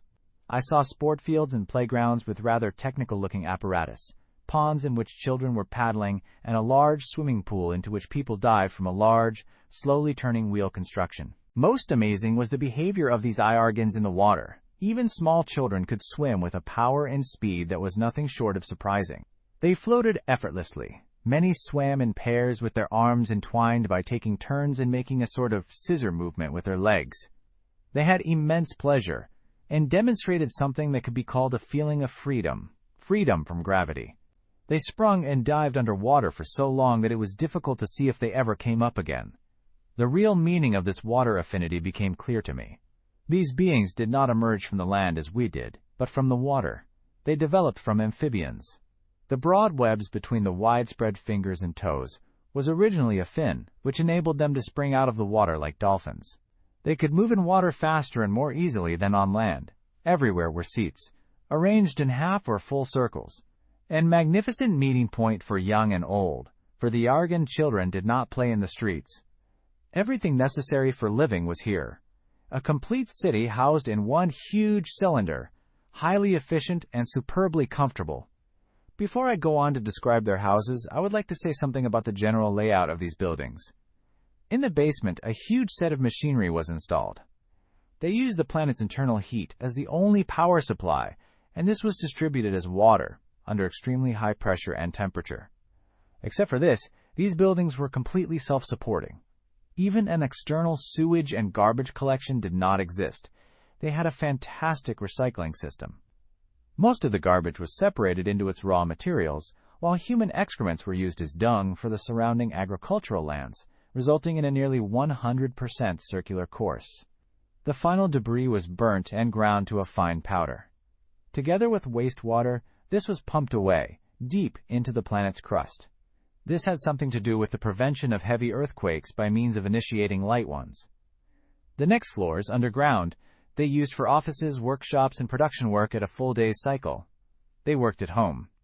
This was to prevent unnecessary transport of people to and from their work. Speaking of overpopulation and pollution, there was really something to learn for us. Something else that we could learn from was their method of food production. They only used the word overpopulation in relation to the quantity of food that is available.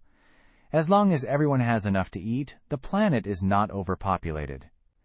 They are very careful to prevent food shortages, as this would disrupt their whole society. Investments in the farming areas are much greater than those even in the housing sector. Cultivation and the associated groundwater control, the spraying, fertilizing, and the agricultural machines demand gigantic earth transports and millions of kilometers of pipelines and drainage systems, and again the construction of a canal system and gigantic pump stations. Cont. Ender. Text for drawing. Huge automated cultivating machines consisted of great bridge structures with a free span of more than 100 meters. These bridges moved transversely along rails which ran the full length of the fields. They work a piece of land up to 250 meters wide by 10 kilometers long and operate in rows of up to 20 machines side by side. The bridge structures carried a variety of equipment which was controlled from a central control room. Fertilizers and sprays are introduced via the central rail and administered by means of a rolling tank. At the end of the rail, the whole unit turns and returns over a parallel strip of ground. Cont. All this is a part of their attempt to accommodate the largest possible number of beings on their planet. The first requisite for this is a maximum food production. They then introduced me to one of their numerous cultivating machines, which are mounted in the vast fields situated between the house cylinders. These consisted mainly out of an imposing bridge construction, with a free span of more than 100 meters. These bridges moved transversely along rails which ran the full length of the fields, some 10 kilometers, in rows of 20, placed side by side. The bridges were supported about 3 meters above the ground and could carry a variety of equipment which was controlled from a central control room.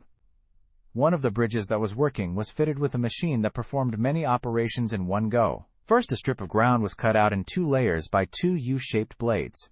Then the strip was sterilized with a deadly ray, sprayed with a muddy-looking fertilizer, turned, and returned to the furrow. Then a row of fast-moving gooseneck-type pipes planted the seeds for the next harvest, and finally, the surface was rolled flat and covered with a transparent layer. When the machine was finished, the result resembled a dance floor. They certainly were masters in automation. Beside the farming, their food production was supported to a great extent by the fisheries.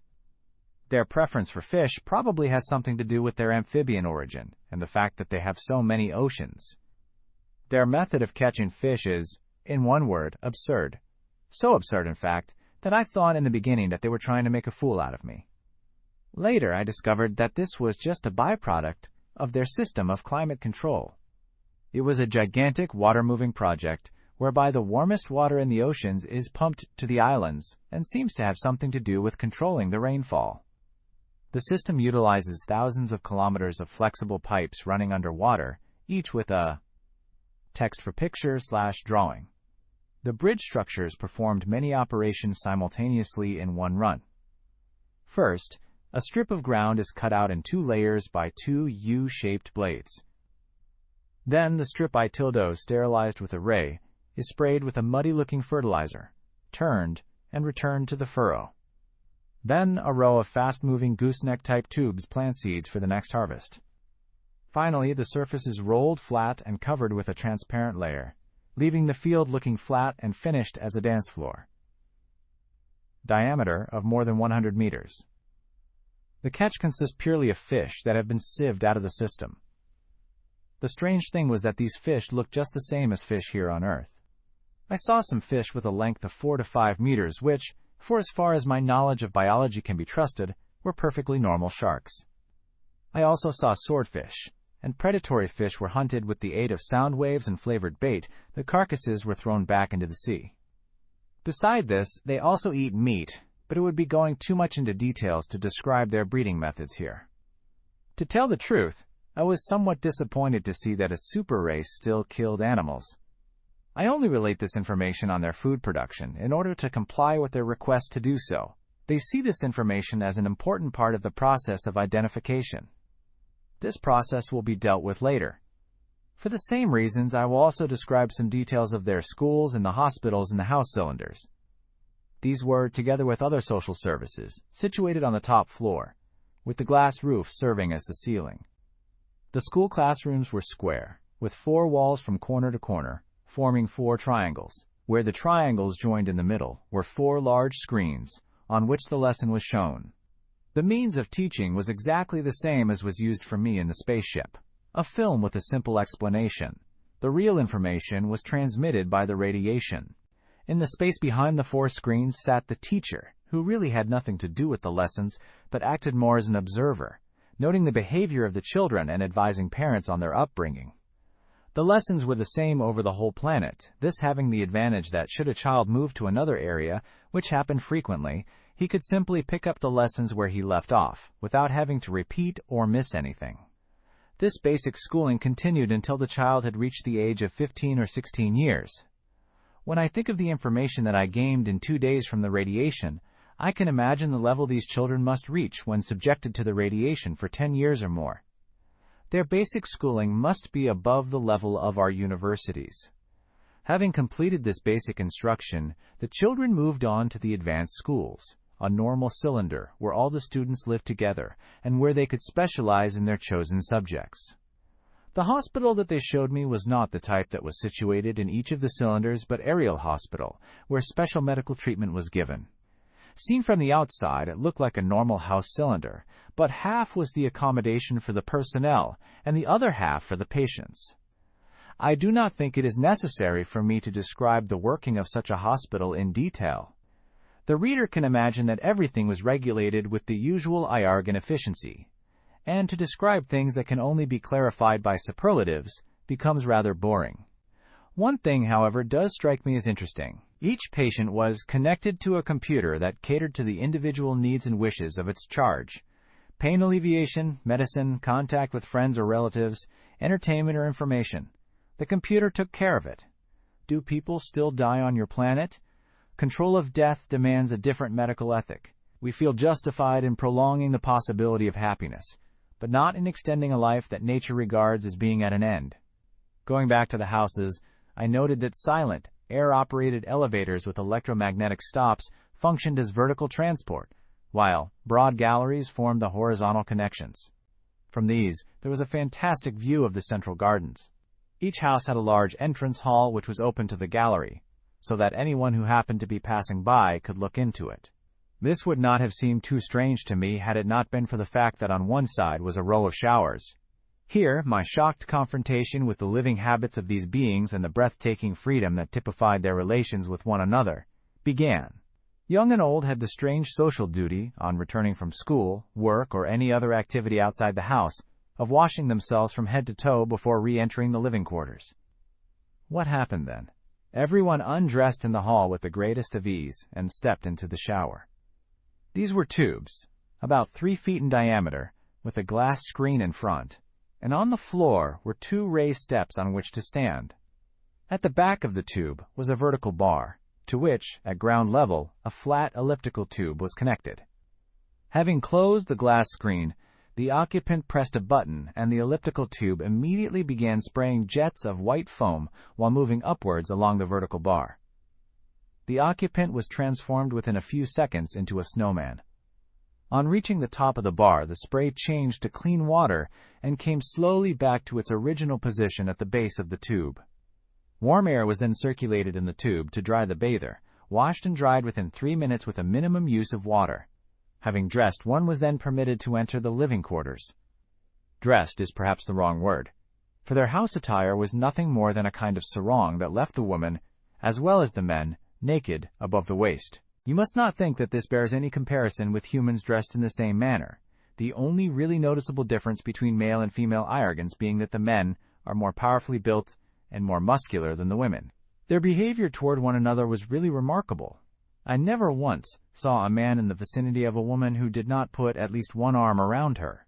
A big hug was their normal manner of greeting one another, and this also applied to the children. When the warm greetings were completed, the camera followed the party into the house. The hall came out in the corner of a large room of about 60 by 60 feet, the central living area of the house. The first thing that I noticed was a huge glass wall over the whole length of the room, which gave a magnificent view of the surroundings. I could see the imposing rail system that passed through a woodland area, and on the other side, 2 more of the cylinders. The floor of the room sloped down toward the windows in a series of shallow steps and stopped about 9 feet from it, where the edge was finished in a king of balustrade. The window continued down to the lower floor, where it ended in a wall about 2 feet high. The interior was luxurious, but the color combinations were rather too bright for my taste. Loose furniture was nowhere to be seen. The seating was built into the floor in the form of couches, spread with thick, comfortable cushions. The lower floor was connected to the upper by 2 stepless escalators, moving or stationary at the will of the user. The bedrooms were not large, but intimate and colorful. In one wall there was a large screen, and another contained a shower identical to the ones in the entrance hall. The ceiling glowed with a diffused orange lighting, and strange objects decorated the walls. The next scene was fascinating. The family at table. The group of some 25 people, about half of which were children, gathered in a rather bare-looking corner of the large upper floor. One of the company operated a kind of lever, and out of the floor rose a vertical wall that opened out into a table about 18 feet long and 5 feet wide. At the same time, 2 sliding panels in the wall opened to reveal a cupboard containing partitions and a lot of complicated equipment. In the manner of a self-service restaurant or cafeteria, each person took a tray and helped himself to various dishes, which were then warmed up for a few seconds in an oven-like apparatus. Within a few minutes, everyone was seated, cross-legged on the floor around the table. At the head and tail ends of the table sat a man and a woman who did not eat with the rest. As soon as everyone was seated, the man at the head of the table raised his hand and said something, upon which the rest became silent. They held in one hand a gold-colored, spoon-like implement, and the other hand was placed on the knee of the person next to them. The people eating remained silent and listened to what the man and woman who were not eating had to say. It was a fascinating scene of the customs of these beings from a strange, distant world. The way they made a ceremony of eating made them seem rather like mythological gods. When everyone had finished eating, they all stood up, and each threw an arm around the shoulders of his neighbor, thus forming a chain around the table. They stood that way for a couple of seconds, and then commenced to dear their implements from the table, and when this was finished, the table was again retracted into the floor. The spoons were placed on a machine for cleaning, the plates and trays went into a disposal unit for plastics, and everyone finished by washing his hands and cleaning his teeth. Hand towels and dish towels were non-existent here. Everything was dried by warm air, and I began to wonder what the Iargan housewives had to do, especially as there seemed to be 5 or 6 women in each house. Shopping was done automatically by a computer. The order was placed in the computer, and the goods were delivered sometime later in a container. "Don't your women have to do housework anymore?" The Iargans laughed. "We have told you that we no longer have any class distinctions, and this also applies to women. Chores are shared equally by everyone. But when men are at work outside the home, the women must surely work too." "That is true. If men work for 3 hours a day, women do the same, no more and no less, otherwise there is discrimination." "Strange. So the women may only do housework for 3 hours per day?" "Your ideas are slow to change. Housework, in other words, the necessary upkeep, is done by everyone together. If the task of some women is the upbringing and teaching of the children and other social work, then they too have the same right to work outside the home as men do." "What about the women who don't have any children?" "All Iargans have the same duty to the children in the group in which they live. The upbringing of the child to the mentally stable and developed adult that a high culture needs is a difficult and complicated task. The schools plant the knowledge by means of the radiation, but the adults must help the child to transform this knowledge into experience. The home sphere plays an important part in the development of these things. A race that seeks income leveling must give the utmost attention to raising the mental level of the people, because the raising of the general minimum wage must be in balance with this level. Value and income differences between people can be overcome only by a high minimum mental level. So those women feel happy with the task of teaching children because they are able to fulfill themselves on different levels. They choose what they do. Everyone who fulfills his or her task with interest and inventiveness feels happy. What more could one possibly expect from life than being successful in love and able to teach this to children? This love, has it got anything to do with sex? The sexual relationship between man and woman plays an indispensable but nevertheless unimportant part in our understanding of the word love. It is directed to be creative individual expression, and that is a thing that must begin to be taught to children as young as possible. I don't understand that. That is logical, for we have only just begun with our explanation of the concept of freedom. Let us start at the beginning. Freedom is the absence of compulsion, and because compulsion is a form of discrimination, it follows that freedom is the absence of discrimination. A step further, freedom exists, logically, on the basis of justice and efficiency. The development of an intelligent race is governed by two dangerous natural laws, which in fact are the laws of cosmic selection. They formulate the demands for entrance to the higher regions of evolution, the cosmic integration. And is that worth the trouble? Certainly, for it is the choice between everlasting life and everlasting death. Oh, I see, a religious aspect. That ceremony at the table had something to do with your religion too? Our understanding of religion is so far evolved that it is incomparable with yours. Have you a religion?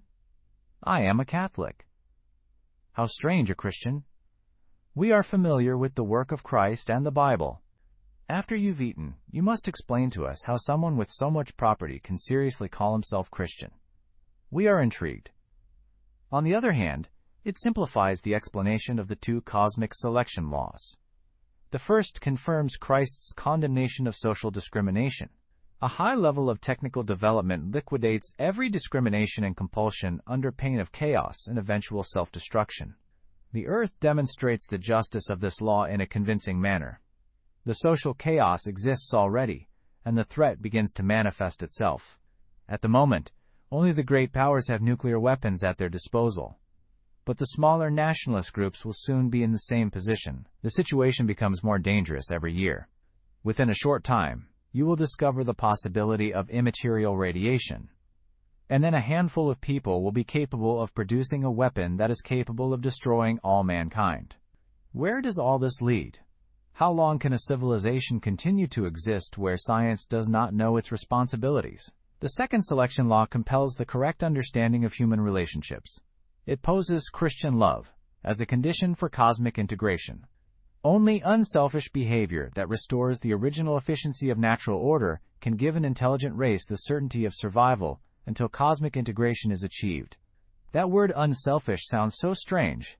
The selfish behavior of the masses, where everyone takes everything they can, prevents the ability to work for the common good. To create, for example, a clean planet where the balance of nature can be maintained for an unlimited time. It is also impossible to limit the use of natural resources for the sake of future generations, because a selfish person cannot give up anything for someone else. The greatest problem lies in the law of degeneration. A race that does not succeed in restoring the efficiency of natural selection as it existed in the prehistoric times shall become extinct. How do you justify unlimited freedom with reproduction selection that drastically limits the choice of partners? The answer is that it can only be justified with unselfishness. The partner choice is determined by one's feeling of responsibility. I see. Through artificial insemination. Where did you get that idea? That doesn't prevent degeneration, it accelerates it. We are not concerned with producing that biological phenomenon, man. The body, with all its selfish demands, is just a shell. We are only concerned with the creative intellect, the soul that is capable of unselfish thought. How do we educate children for the freedom and happiness? Freedom is the absence of the effect of compulsion on the individual's behavior. Freedom cannot be obtained with a weapon in the hand.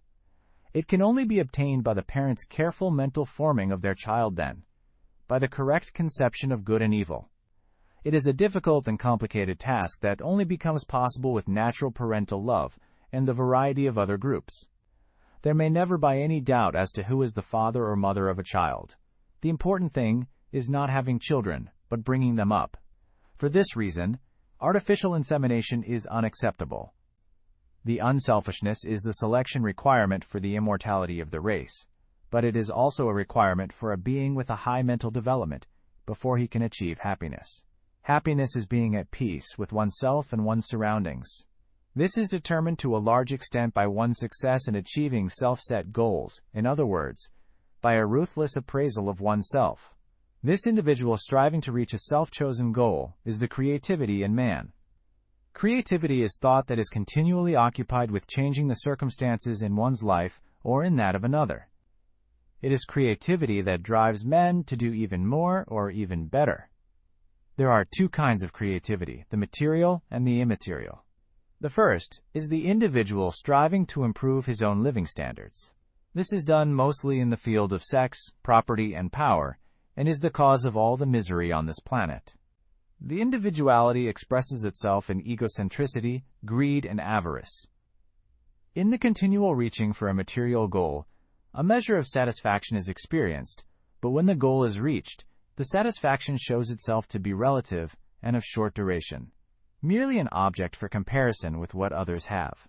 So it continues toward the next goal, usually a higher income or a higher position, and the search continues, because the satisfaction lies only in the searching. But then a time comes when the search cannot be continued because of sickness or old age, and life continues in dissatisfaction with itself. The individual has not understood that material gains can never bring lasting satisfaction and happiness.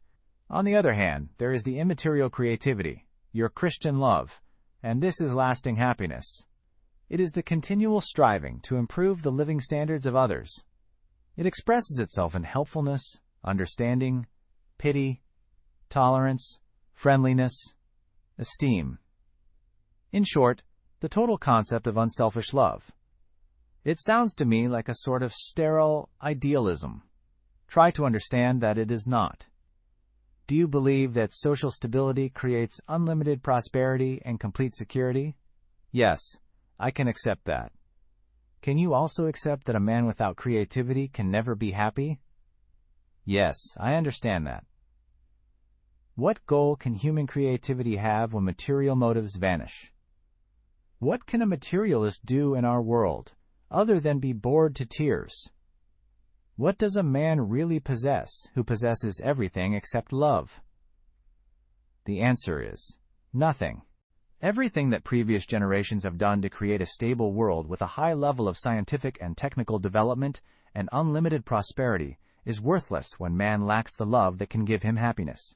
Every unselfish deed, every self-sacrifice, heightens the feeling of personal value, of satisfaction. A man who has reached a high degree of unselfishness manifests a lasting personal value as a noticeable side of his personality, wisdom, which appears to be unaffected by setbacks or aging.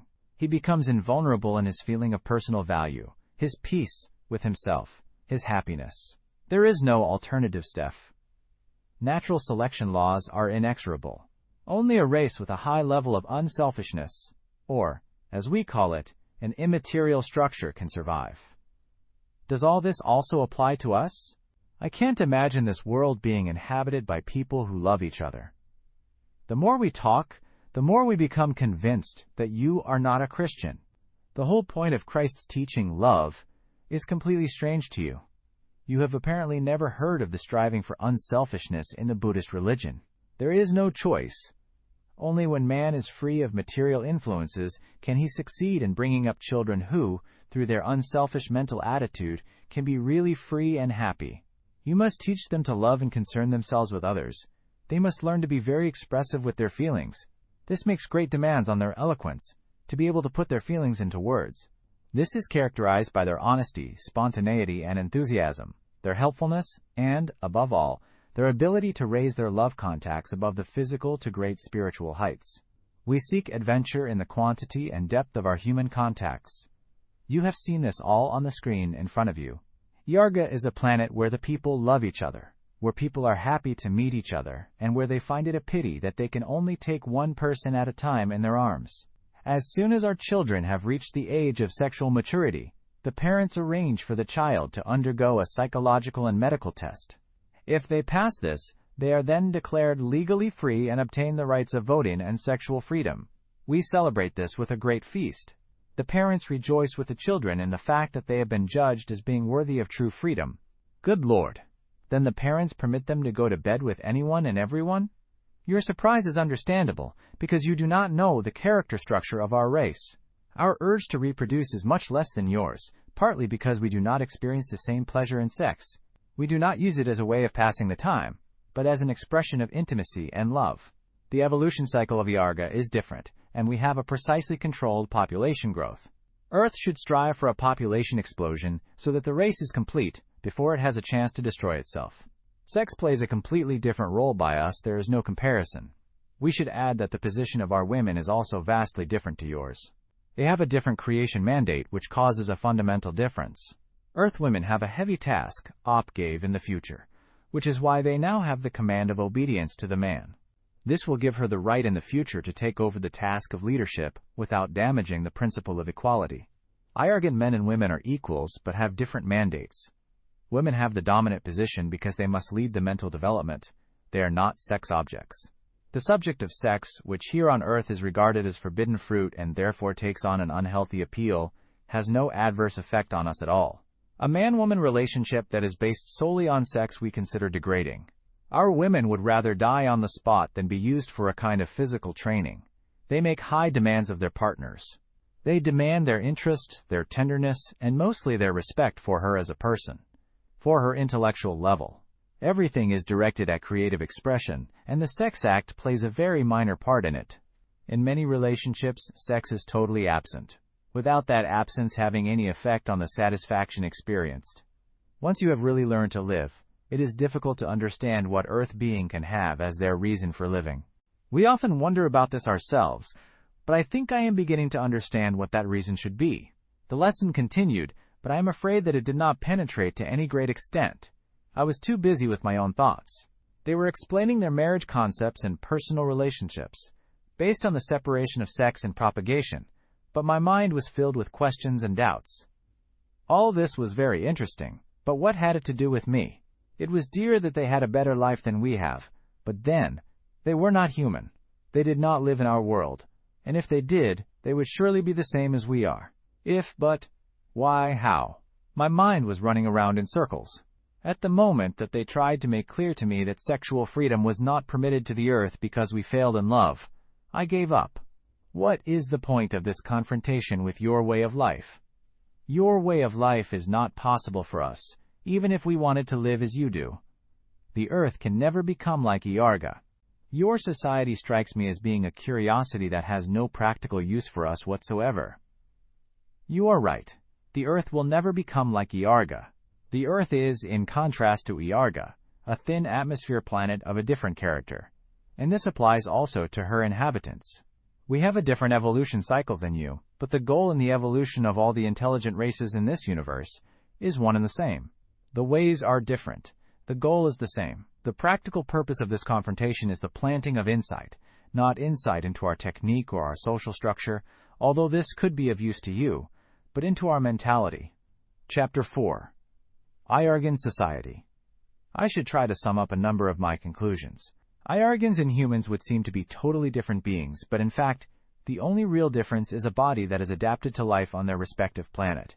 Other differences are caused by different upbringing and environmental effects, but intellectually and emotionally, we are about the same.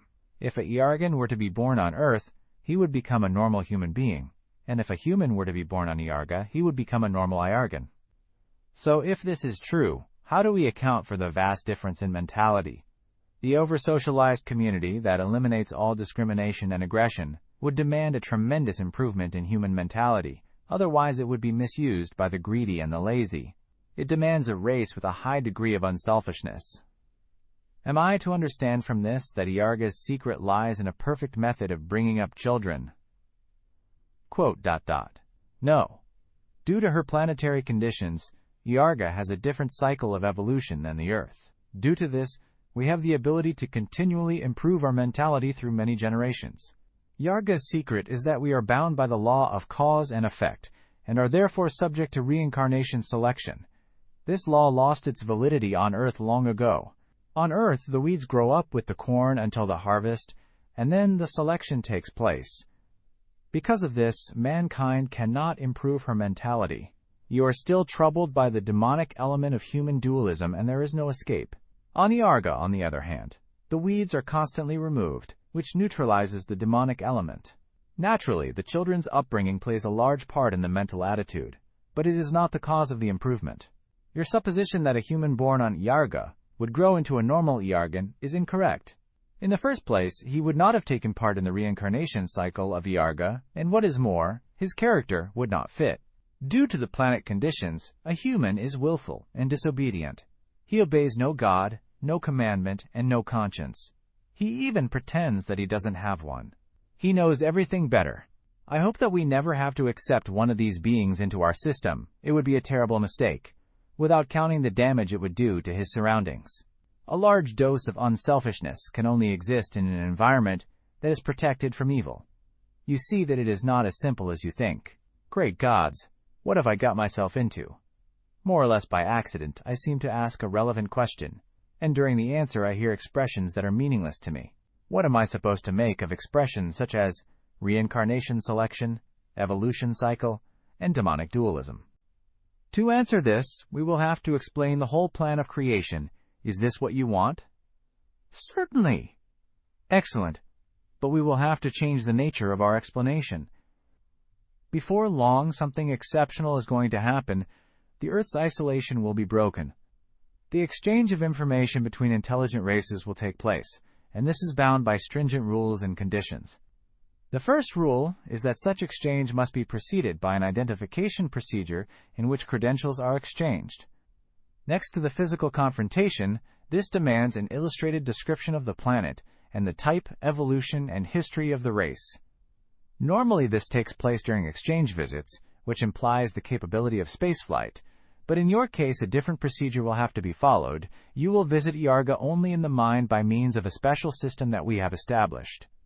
The pictures that you have stored in your memory are real, and not from a film. We possess the power of mind over matter, as you also will within a short time. Before we can begin with the explanation of the plan of creation, we must complete the identification. You must know who we are, where we come from, and what our intentions are. We already know these details of mankind, because we have access to the source of human knowledge, or, if you prefer it, the spirit of man, where all human thoughts and experiences are determined. We know your thoughts, too. Now I realize that you started this identification process already from the beginning. I can't think of any other explanation for this detailed description of yours. Did you know how this conversation was going to turn out before we began? Aliens from planet Iarga. Yes, time and matter are creations out of the void and are therefore composed of pure contradictions that leave the original infinity intact. Therefore, they do not really exist. The timeless consciousness that sent us here knew who we would find here and what he would do with the information. Every detail of every human life is known in advance. Then this meeting was no accident? Most certainly. The goal of creation would be impossible if coincidence did not exist. A coincidence just happens, and is therefore free. The fact that a timeless consciousness in a non-material existence knows the outcome of the coincidences in advance changes nothing in the freedom of the coincidence. For us you are, and will remain, a coincidence, even when we know roughly what will take place. Your freedom remains undamaged.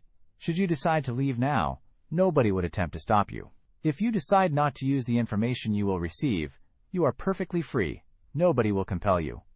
I reserve my comments. May we continue? Since we have now received your freely given consent, we can intensify the further transfer of information.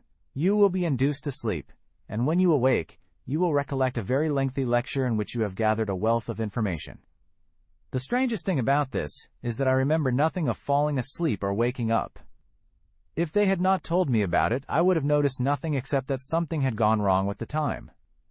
All the information that I can remember so clearly would normally have taken weeks to gather. I realized later that the exercise must have been completed in about 1.5 hours. It is a casual demonstration of their power to manipulate the human mind, their power of mind over matter, that will be explained in the second part of this book. It confirms my first feelings during the confrontation, the fear you feel when you know you are helpless. Even these steel walls cannot protect me from this intelligent pressure group. Some kind of primitive instinct warned me. I wonder if my participation in this meeting was as voluntary as they would have me believe. The mental pressure that was put upon me, especially in the second part of the conversation, certainly gave me my doubts. Now, after many years, the doubts have gone. The question of my freedom during the confrontation is no longer of importance. The question now is if I am free in the use of the information. And the answer to this is yes. No person or situation has exerted any kind of pressure to influence my decision in whether or not to publish the information. Having completed this note, I will continue with the real purpose of this book, and relate the information that has been burned into my memory. During this, I will ignore the dialogue form, and concentrate more on the efficiency of reporting. The subject is the further development of the Iargan race, and in particular the birth of the superculture. Their definition of the word civilization or culture has nothing to do with the scientific or technological development level, but with the manner in which the community takes care of the handicapped or weaker beings. This is exactly as the Danish clear-seeing editor Martinus, 1890–1981, says. A civilization's stage of evolution can be measured in how the society takes care of the weak and sickly ones in the society. R.A. comment. The word superculture defines the situation that arises when through individual effort, a group's structure has arisen, which abolishes any discrimination against any individual. It is of the greatest importance not to forget that this situation was only possible due to the fact that the reincarnation selection exists on Iarga, which roots out the adepts of evil. This is therefore an environment which is protected from the influence of evil. This development is also of importance to us, because we will also develop a superculture one day. This Earth-adapted version will develop during the approaching kingdom of peace and justice, after the resurrection selection. The things described here in connection with the identification procedure are only the developments themselves. The background causes can only be dealt with in Part 2. The description of this development fits in perfectly with the previous explanations. The universal economic system shows itself in practice to be an efficient production system of goods and services, placing prior importance in the sectors housing, nutrition, and transport. The produce is then shared by simply controlling the individual use or consumption. The aim of this system is to free the individual as much as possible from non-creative servile work. As soon as the production reaches a point of overproduction, the workday is shortened, which allows more time for creative pursuits. The importance that they place in creativeness deserves some explanation. They see the purpose of their existence as threefold: the creation of their individual identity. This occurs more or less automatically by being born, by living, and by working. The creation of their immortality, by the use of their talents. They stimulate each other's activities, by attempting to reach self-chosen creative goals. They think that they live on in their works, in their creativity. The choice of their second identity, being the culmination of their daily choice between selfish and unselfish creativity. This determines whether the individual will take part in the formation of a godly or ungodly consciousness. This conviction is the cause of their unbridled pursuit of creativity in the broadest meaning of the word. The first assignment is fulfilled automatically, so that the second becomes the most important. The search for unselfishness comes later. This resulted in a dominant interest in freeing themselves for individual creativity. With this idea in mind, they created a highly efficient, almost completely automated production system. Next, they sought to reduce the consumption of goods and services by appealing to the self-discipline, in order to attain a reduction in production or an increase in population. Eventually, they reached the situation in which everyone, without exception, had only to work for one day in the week on the direct production process. The voluntary constraint of consumption and the equality of the non-creative work output lead automatically to the equalization of incomes. People waive, for faller, their right to consume and their needs decrease. Then comes the great moment in the development of the Iargan race. The control on consumption is lifted. All goods and services are freely available to all above a certain age. The individual self-discipline has come of age. Material greed has been conquered. The Iargans look upon this as the beginning of the superculture. Free access to all this prosperity, for everyone, makes it impossible for an individual to be wanting when compared to others. This is the welfare state without discrimination. That takes care of you from the cradle to the grave. That we, lacking the selection, can never create on earth. Never? Martinus means it will take long time, at least 500 years to reach this level here on earth. Rocom. What a shame. Human beings cradled in the warmth of unselfishness would be wondrous. Happiness and satisfaction means reaching the goal of your creativeness together with others, as long as this strengthens the feeling of self-respect. This can only work as long as there are none of the types that always want all of the glory for themselves, and this makes great demands on the leaders of any creative project. This is obviously only a part of their battle to eliminate the spiritual or immaterial backlog. It is impossible to describe this comprehensive system of caring for each other, simply because it is so far removed from what we regard as possible. I think that it may be impossible for many people to imagine such a situation. and I can perhaps better confine myself to a description of some of the end results. A superculture can be recognized by its unbridled creative power. It is unbelievable what a dedicated group can attain in a short time, when no time has to be wasted on control or supervision. It is the heyday of science, technology, and art. Laboratories and observatories are built, and they discover the secrets of the universe. Their creativeness builds gigantic spacecraft, which operate on reaction-free power. They build submarines for the exploration of their oceans. Their knowledge knows no bounds. They develop a strong affinity for beauty, which manifests itself in numerous artifacts. The central gardens in the house cylinders change into complete art exhibitions that attract a constant flow of visitors. Their designs, especially, show their affinity with the Creator and the universe. Half-abstract art forms illustrate the details of creation's beauty, a kind of religious art form. They are continually occupied and demonstrate an activity that astounds the earthly observer. This can also be said of the speed with which the one discovery follows the other. This appears to have no connection with the fact that they are highly intelligent, but because they have the ability to tune in to cosmic vibrations, the ancient knowledge of the Creator. They call this the ability of final contemplation, a state of mind that they can reach as a group. It is impossible for us to reach this stadium for some time. The Iargan evolution cycle is a closed circuit in which external interference is excluded. They are self-supporting because they obey a godly law. They are aware of their dependence on an almighty creation plan, the Word. They obtain the knowledge that we can only learn from others. This is why the races with an open cycle are helped by the races with a closed cycle of evolution. This short description should make it clear that the following description of the final contemplation is purely a part of the identification process. Very essential, but for us purely a curiosity, at least for the moment. It is one of the sweet fruits of a very high level of unselfishness. I was witness to a bizarre happening in the garden of one of the house cylinders. Some 100 Iargans sat or lay in a moss-covered hollow about 30 meters across. This amphitheater arrangement afforded them all a view of a kind of abstract statue placed in the middle of the hollow. It was a hub with a series of shafts, on which were mounted about 10 spoked wheel-like objects. A man and a woman were, as artists, engaged in attaching colored globes to the ends of the spokes. Beside them, a man addressed the gathering. Wide-eyed, I observed this colorful gathering that was engaged in a remarkable kind of touching rotunde ceremony. Left, right, and center, all were lying or sitting in, as far as we are concerned, intimate poses, looking and listening. This took place in the early stages of their superculture. They used a simple method of teaching their riper youth to develop their powers of final contemplation, and these had been prepared for this evening by a day of special activities and mental training. The orator in the middle of the group concentrated their thoughts on the object by means of questions, the purpose being that everyone present would feel the answer at the moment of the ecstatic climax. The contemplation training is aimed at the development of a strong collective thought power, a matter-controlling power, through mutual concentration on a visual object. In this case, a kind of electronic fire that had to be synchronized by their power of thought.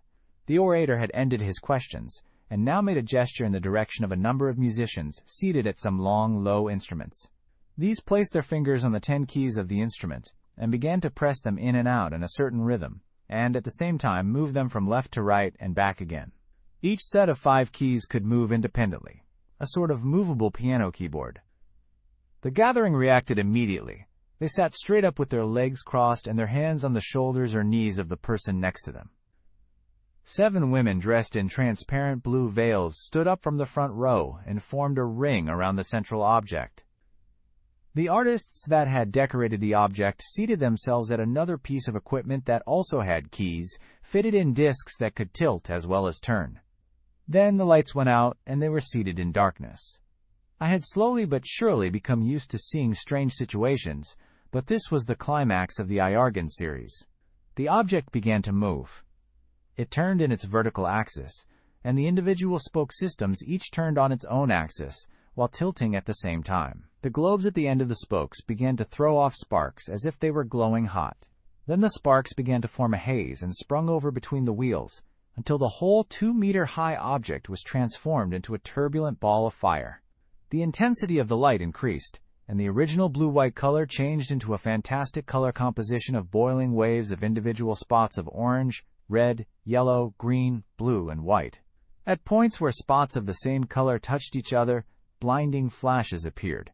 The final result is best described as a blinding, boiling fireball that illuminated the surroundings with intense flashes of multicolored light. The 7 veiled women danced with jerky movements to the rhythm of the music, such a graceful, refined, perfectly coordinated dance that I can only call it staggering. Their transparent veils and their glass-like skin seemed to absorb the light flashes to such an extent that it seemed as if they themselves were emitting a constantly changing glow of light. The haughty concentration with which they performed their dance made them seem like supernatural beings, elevated far above the material. The gathering watched the fire dance in deep concentration, moving slightly to the beat of the music. The turbulence and flashing of the globes began to take on a more regular pattern. Suddenly, the lights formed into colored bands and the flashing ceased. At that moment, a shock ran through the gathering. They seemed to increase their concentration on the fireball. The music stopped, and the dancers stood like statues. Deadly silence. Suddenly, the flashes of light began again, but this time in the colored bands, and in a controlled pattern of movement.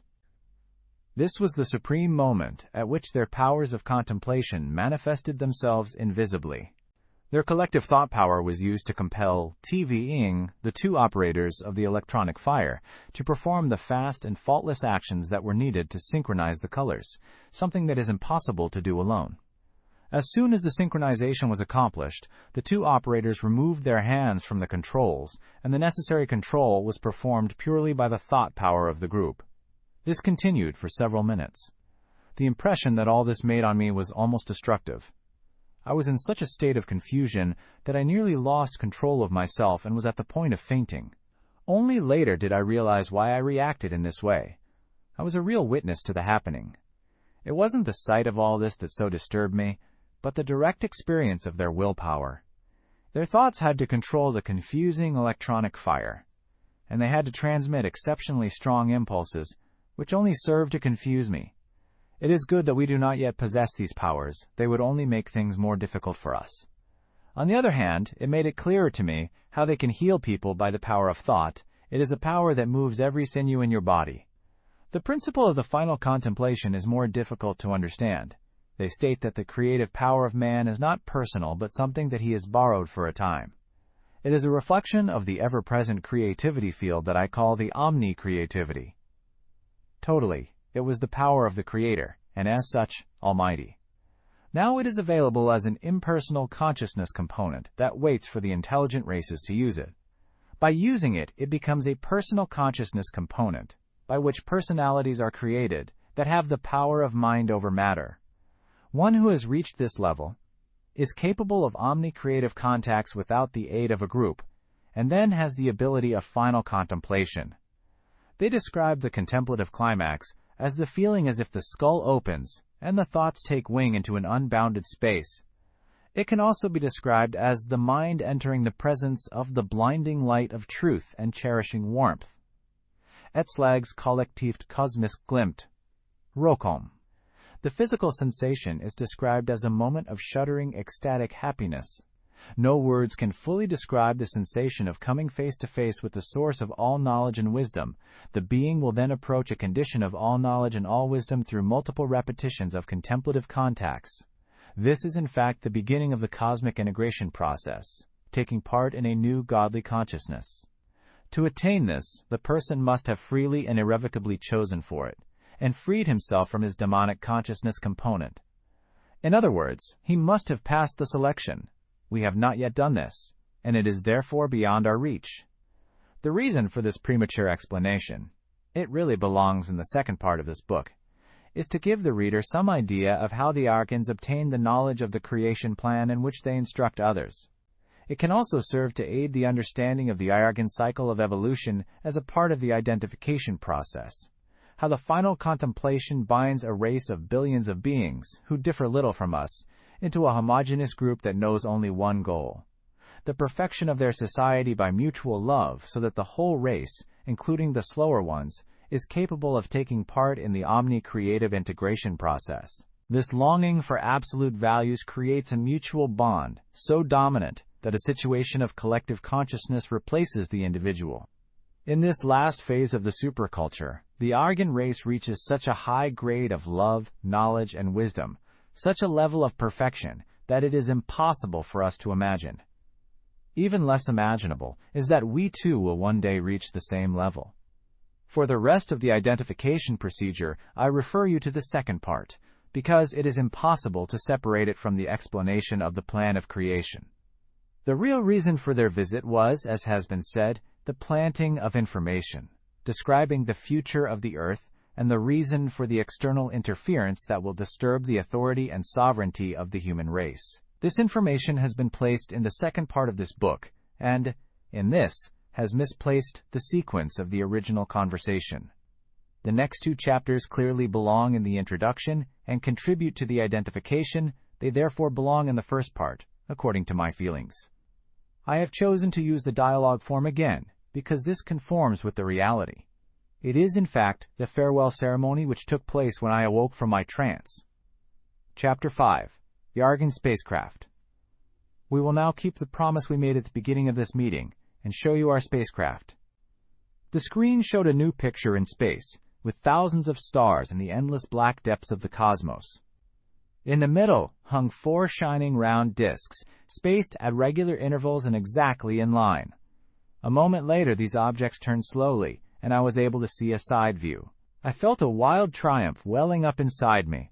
Flying saucers, real, live flying saucers. In the side view, they had the streamlined profile of a perfect discus with knife-sharp edges. They were marked from above and below, with many concentric rings, but windows or any other sign that living beings were on board were nowhere to be seen. Only on the outer right ship was a small projecting cylindrical ridge to be seen, which blindingly reflected the sunlight. They were connected to each other by a cable, and apart from this I could see no other details. How large are those things? You can judge that for yourself. The navigation dome is raised in the last craft, and you have walked over it. You don't mean that small shining ridge? Certainly. I was shocked. You would build a villa on that platform. But, now, let me see. They must be nearly 1,000 feet in diameter. Our compliments on your power of estimation. I was breathless. A supertanker could turn on one of them. Such a monster is surely not here underwater? No. This is a landing unit. A complete spacecraft of much smaller dimensions that can detach itself from the mother ship, operate independently in space, and land on planets. Why are they so large? They are not so large. We would like to build them bigger. But for safety reasons, each space command consists of 5 ships. You cannot see the last one here, because the film was made by this ship during a coupling maneuver close to Iarga. The ships are connected to each other by a hollow tube containing a lift. We are therefore able to visit each other. Why do they have the discus form? The discus is the final universal form of starships. The main reason is the round form of the propulsion unit, the sun wheels. To give you an idea of this, here is a film. A gigantic round factory hall appeared, at least 1,200 feet in diameter, and with a self-supporting roof construction. One of these craft was under construction, a complicated, star-patterned rib construction in which the contours of an enormous discus could dearly be seen. Hundreds of Iargans in orange-colored overalls were working in innumerable floor levels between cranes and other equipment. Close to the outer edge of the discus were 2 round pipes, each of about 20 feet in diameter, and about 12 feet apart, one above the other. Outside this double-tube system was a much larger tube with a triangular cross-section, rounded off at the corners. This was connected to the other 2 tubes by tangential, trumpet-shaped pipes. This ring system was the sunwheel. When I don't understand how a set of tubes can power a spaceship, you can hardly expect me to understand why they must be round. The mass kinetic propulsion principle is understandable to you. In both the round tubes, matter is spun round at relative speed. The direction in each tube is opposite, one left and one right. Oh, I see, a sort of cyclotron? Let us say a sort of synchrotron. The outlet principle of a rocket is known to you. Hot gases, or material, is forced out at the highest possible speed. A universal spaceship does in fact do the same thing. Matter is forced out at the speed of light, but not into space. It comes into an anti-mass field, where it simply disappears and falls back as immaterial energy in the cosmic carrier field. Look at this ring system from above, and strike a line square at the flight direction through the center point. You then have two diametrically opposite points. At these points, and where the material stream is in a backward direction, you set a cosmic laser working, which continually lets the fastest moving particles escape. You then have the same effect as a rocket, which blasts material out at the speed of light through two nozzles. Through the circle form, the two lasers can be moved, so that the propulsive power can be used in any direction from the horizontal plane. I understand it so far, but you must need an awful lot of fuel in order to continually allow material to escape. That is the secret of the universal spaceship. No matter is lost in the propulsion process. The matter blasted backwards vanishes but stays as an overdose of immaterial energy of the cosmic carrier field in a complicated power field within the spaceship. Because of this, we can create new matter within a fraction of a second, which is again introduced and accelerated. The process repeats itself as an endless cycle. Through the disappearance of text for craft drawing, sectioned view of a space discus.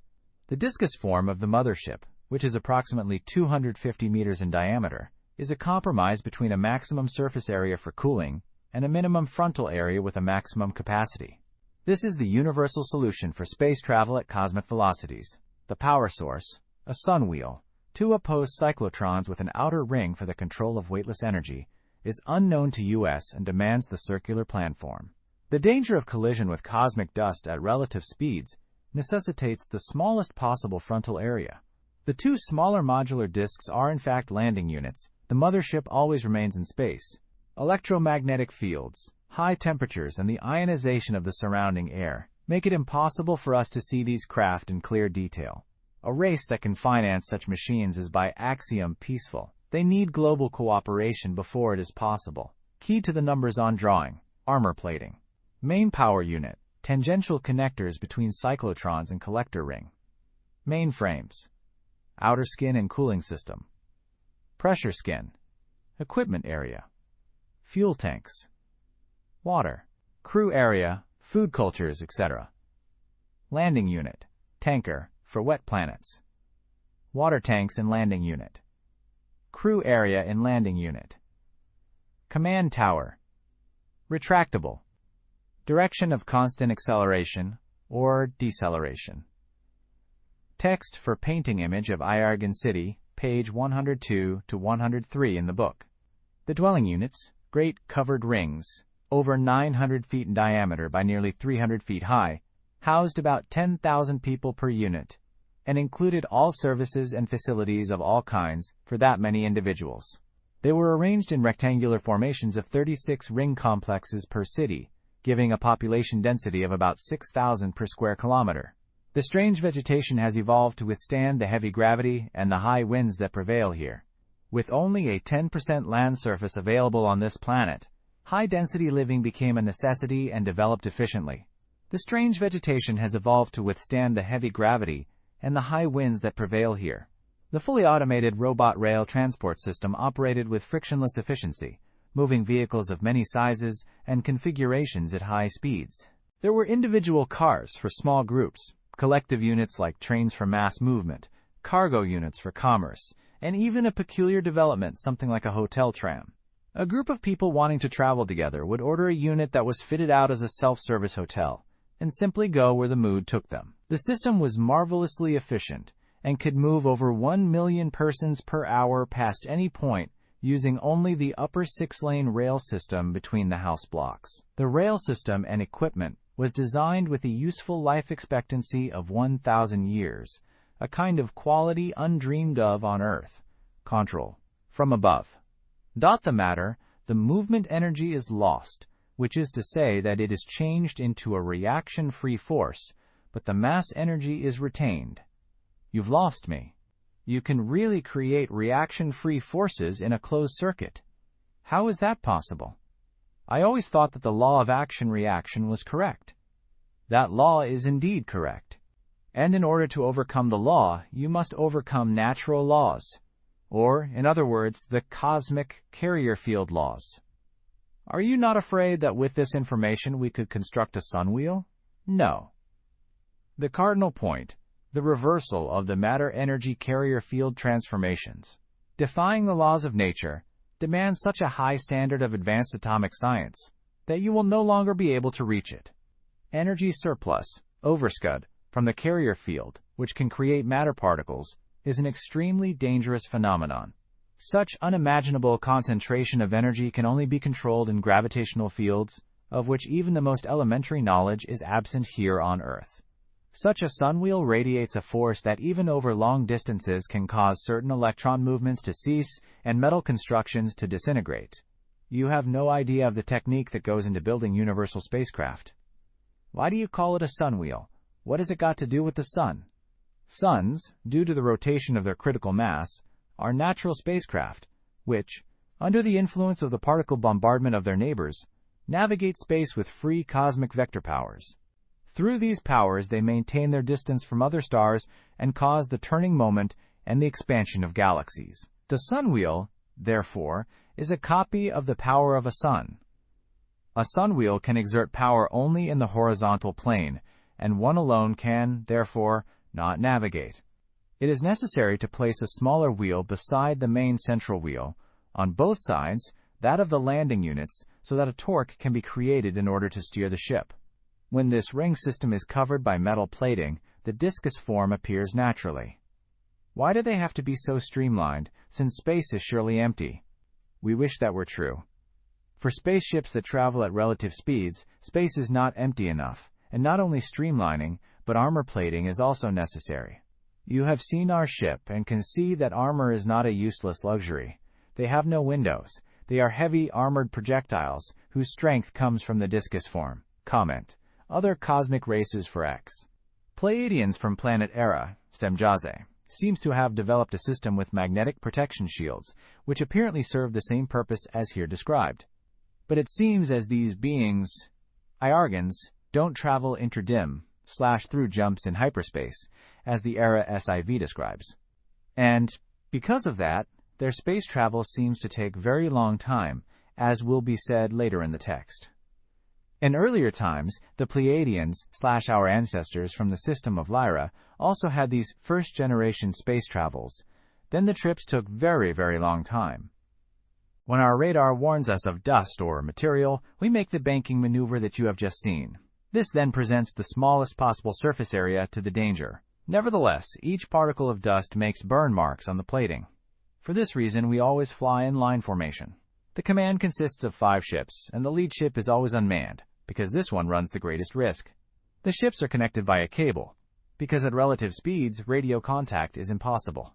Another advantage of the discus form is the great natural resistance to thermal variations and the large cooling surface.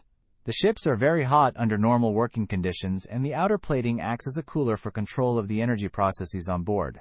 Lastly, the discus form is ideal for creating a strong magnetic field that protects the occupants from dangerous radiation in space. We hope your question is answered. Yes, fine, thank you. But didn't you say something about a protective weapon which you could use if material threatened to cross the path of the spacecraft? The antimatter ray, Steph, is a defense against larger blocks, which only rarely occur in space.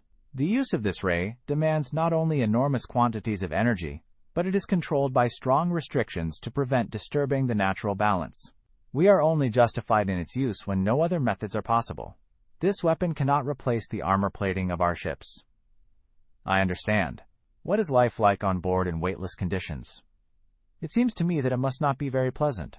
In weightless conditions, it would indeed not only not be pleasant, it would even be impossible.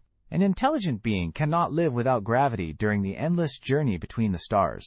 We have solved this problem by the continual use of the sunwheel, which creates a constant acceleration or deceleration, exactly like the conditions on our planet. We do not subject our people to abnormal gravity forces. The acceleration of our ships is always constant, so that we can live on board exactly as in our homes. The journey begins with a long period of acceleration until we have reached the maximum speed at which navigation is possible. Then we alternately slow down and speed up. The last part of the journey is a long period of deceleration. Gravity is always normal, because of the continual working of the great central sunwheel. The small sunwheels are not used for normal propulsion. Again, other cosmos races for X.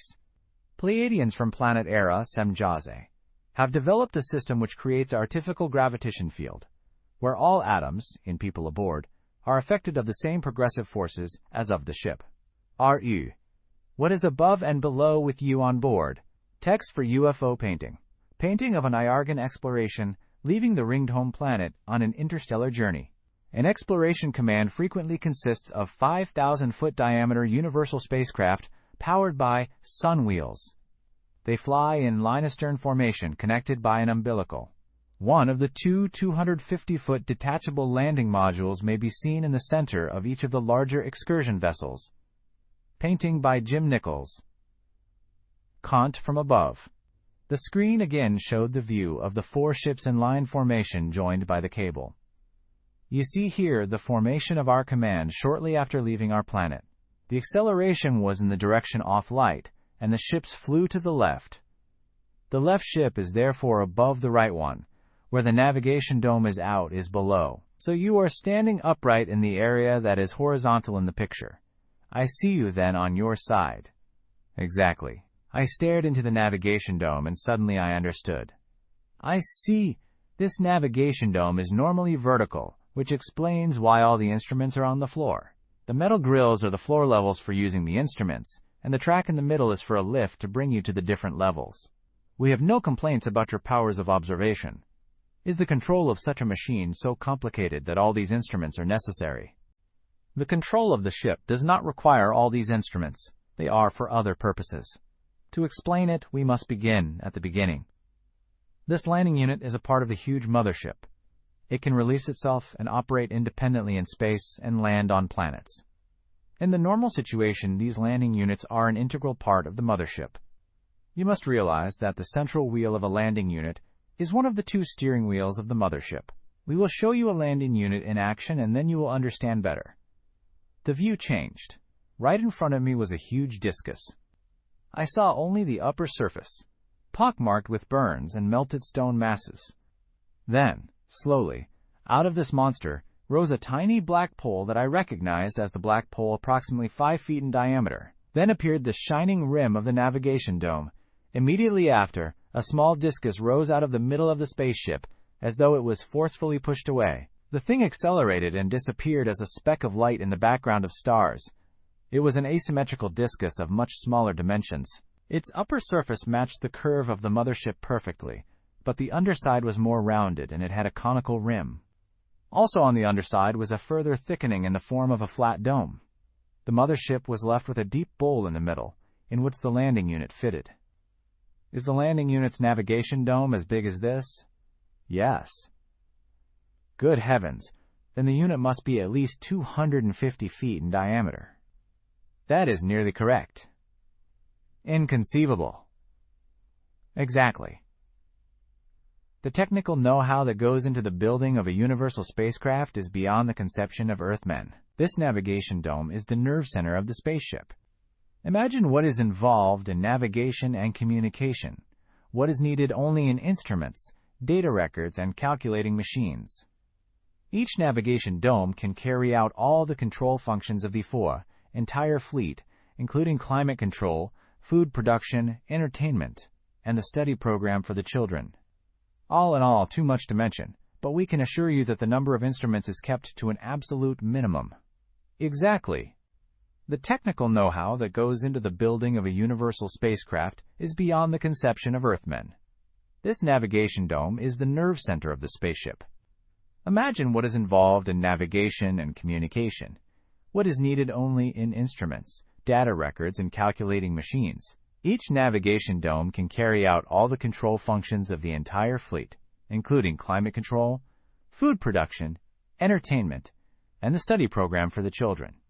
All in all, too much to mention, but we can assure you that the number of instruments is kept to an absolute minimum. What did you say? Study programs for the children? Do you have children on board? Yes. We are not just an expedition.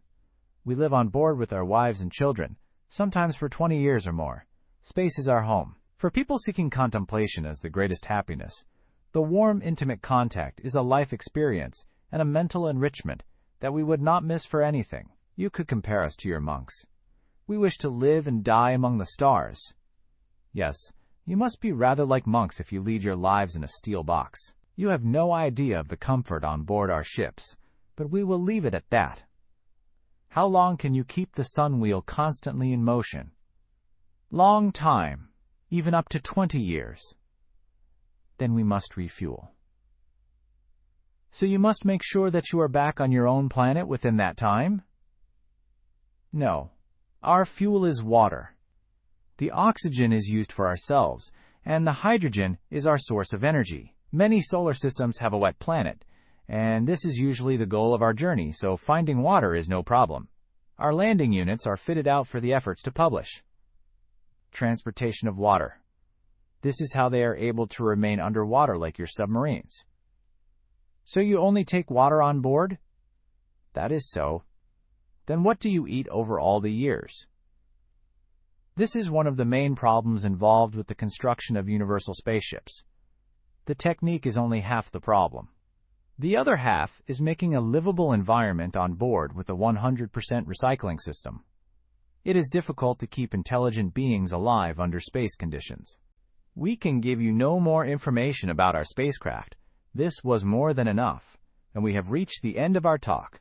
If you wish to ask anything special, this is your last chance. You surely cannot leave without giving me instructions as to how I am to publish this conversation? Do not expect us to give you instructions. You are free to do as you will. Our work is done.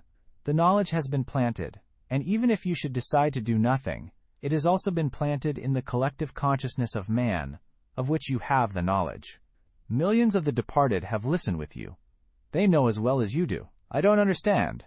On the one hand, you impress upon me the importance of this information to humanity at the end of time, and on the other hand, you tell me that I am free to publish or not. I can't make head or tail of this. The first law of interplanetary contacts is that the free will of a cosmic race may never be infringed.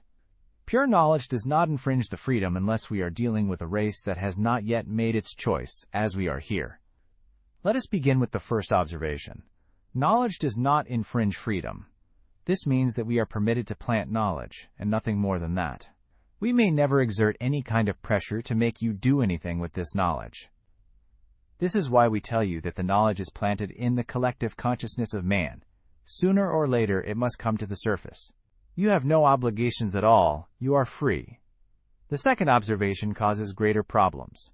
Knowledge can influence the freedom of choice of an ignorant race, as we have already explained. And certainly when this knowledge is presented with authority, or by one means or the other, it can be made indisputable. This is why you must never try to prove our existence, and the proof of the existence of God may only be used when all other efforts to publish have failed. You can rest assured that I would hate myself if I did not publish this knowledge. I assume that you could still give me some advice when I am ready to publish? When it is obvious that you have chosen of your own free will, we will be prepared to give you a few hints. The first thing you must do is to control the impact of your publication to prevent hysteria and fanaticism. You can only accomplish this by being mysterious about the source of your information. We know that you have made photos of our navigation dome and you must destroy them. The block of metal which we offered you at the beginning of our conversation cannot be given anymore. If, however, you do manage to find some proof of our existence, things will get out of hand and you will be destroyed by the hysteria of mankind. Write your book in clear science fiction style and bring in certain, so that it cannot be used as irrefutable logic. You must leave people free to believe or not, as they choose. If anyone should ask you if it really happened, you must deny it, and say that it is pure imagination. The people, for whom the book is destined, will say, I am not interested whether it really happened or not. For me it is true. It has changed my insight, and now I live consciously. I know the meaning behind life. Honesty is dangerous for you, and no measure in interplanetary contacts. Therefore, you must not publish all the information in one shot, but step by step and measure the results. Never strive to be believed. Your duty is only to publish this information and nothing more. Let the books lead their own lives and avoid publicity stunts. They will then pass from hand to hand and reach the people for whom they are intended. Ensure that they are published in a sufficient number of languages and use the income from the book to this end. Make sure that it is available at the end time when people will begin to ask for it. Never try to convince people of the truth in the book if they are not ripe for it, or if they are unable to understand it. Never bring pressure to bear on your surroundings, for that will only create panic and hysteria. Remain modest. Answer questions only from people who have for the most part understood the book and accepted it. Never say anything in conflict with the Christ insight such as it appears in the Bible. His authority is unassailable in the whole universe. He is the only way, the only truth, and the life. No one comes to the Father except through him. Means his way of living, forgiving everything you feel as injustice against you. Our conversation is over. It is late, and you must reach the harbor before dark. We are going to say our goodbyes. Are you ready to leave? A feeling of despair began to come over me, mixed with a strange emotion. They were leaving. They were going to leave me alone. There were a great many more questions to ask, and who was going to help me when they were gone? I rose slowly and walked to the window so that I could see these 8 space travelers once more at dose range. Yes, we must say goodbye. I shall miss you terribly. There is so much more to ask and to be explained, but what I shall miss most is your interest and affection for us. The pleasant warmth that you call unselfishness. I will never be able to explain what this contact with you has done to me. It has, in a short time, made another man of me, with a wider horizon and a deeper insight. It has made me a man with purpose, and I have received a commission which must be carried out. I will accept the challenge. Greet the people on Iarga and the other planets for me, and thank them for their part in this journey of yours that has made all this possible. Tell them that this man envies them their world of perfection, where intelligent people can really be happy. Tell them that I understand, in spite of the questions that have not yet been answered. And now it is my difficult task to thank you all for... Stop, Steph. You do not have to thank us. Our satisfaction in the fact that you have accepted the challenge makes thanks unnecessary, but there is still one big problem. You know how we worry that you will try to prove our existence, and this would mean that we had gone too far. You can relieve us of a great burden by promising to destroy the film and reframing from any attempt to collect proof. I smiled, a little regretfully. I have even understood and accepted the ethics of interplanetary contacts. I assure you, on my word of honor, that I will destroy the film and refrain from trying to collect any kind of proof. The disinterested attitude of the 8 suddenly changed. They got up and came to stand in a half circle around the window. For the first time, I saw some kind of emotional reaction on their faces. You have taken a great weight off our minds. We trust your honesty, and you have therefore made it possible for us to allow you to leave unhindered with all your knowledge. Only now do we feel justified in doing this. Operation Cosmic Integration. Earth is a success. A heavy burden has been lifted from us. We rely on you to understand that it is our duty to convince ourselves that you have destroyed the film, and we ask you to do so before you step on board your ship, and dearly within sight of the Black Pole. Thereafter, we will let your ship loose and leave. Farewell, Steph, and we wish you the courage to trust. May the inspiration of the Spirit of Truth accompany you on your journey. Farewell. Above my head, the hatch opened. The 8 creatures made a respectful bow with one hand held against their foreheads. I returned the greeting in the same manner. Farewell, 1,000 thanks. A while later, Miriam and the children stood wide-eyed to observe the sight of a man with a thoughtful expression, who stood up to his knees in the water and opened a camera. He then pulled the film out and threw it in the water. He then waved in the direction of the Black Pole as a last greeting, and climbed on board. It was a beautiful windless evening, and we all stood on board, waiting and wondering what was going to happen. For the last time we heard the zooming noise as the navigation dome retracted. But this time, the intricately formed Black Pole remained extended. Shortly afterwards, a dull shock went through the ship, as the astronauts released us and the ship floated once again in its element. We started drifting with the tide, and we could hear the anchor chain scraping over the surface of the spaceship until it reached the edge. Then the anchor fell, and the chain jerked tight. As I began to wind up the chain, I heard the propulsion system of the spaceship start working, and the Black Pole began moving through the water, seaward. I stood watching from the foredeck, and was surprised when I noticed how slowly they were traveling. It could not have been more than 6 or 7 knots. It suddenly came to me that perhaps they did not dare to go any faster, with the huge discus in this water, which was full of sandbanks and shallows, and at the same time the idea occurred to me that I could perhaps follow them for a while and might even be able to see something of the takeoff. I ran aft and quickly started the motor, and followed the broad form wake at full power, despite the protests of Miriam, who could not see the glamour of this new adventure. In half an hour we had left the coast of the inlands of Walcheren and Schoen behind us, and were on the open sea. The sun had set in a beautiful red glow, and the still dark water swelled slowly. It had been a strange voyage. The complete loneliness, the wide expanse of water, and mostly the presence of the strange machine put a pressure on all of US against which my stubbornness was no match. As soon as I lost sight of the wake left by the spaceship, I stopped the motor and left the ship to float on its own while we all had a cup of coffee. In this complete stillness we sat on deck, tense and listening. Just as I had decided to give up and return to harbor, we heard the jangling sound of the propulsion in the distance. I jumped up, put the binoculars before my eyes, and began feverishly scanning the water. Miriam saw it first. There, Steph, a light. Through the binoculars I saw a huge disk that, with a swaying motion, rose out of the water. The light was caused by a sparkling halo that spread over the whole visible surface of the spaceship. Close to the water it was yellow-orange, further up yellow-green, and on top blue, and thanks to this lighting effect, I was able to see the discus quite plainly, despite the distance. Suddenly, the noise and the intensity of the light increased. Some few seconds later, the machine disappeared in a huge cloud of steam. Shortly thereafter, it appeared again above the cloud, a huge glowing discus that rose at a steep angle in the form of a spiral with our ship as its middle point. The sight was much more impressive than the films I had seen of space. Actually, there was very little of the discus to be seen. It was surrounded by an orange-red cloud that prevented a clear view. Around this cloud hung a huge misty halo, which made the spaceship look bigger than it really was.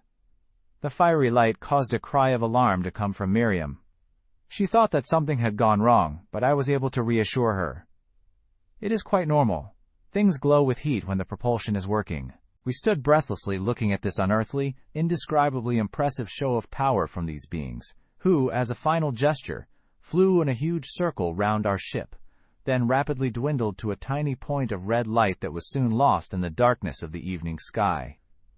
Despite my triumphant feeling that I had succeeded in seeing the takeoff, I felt strangely lonely, the sort of feeling that comes after saying goodbye to a good and trusted friend.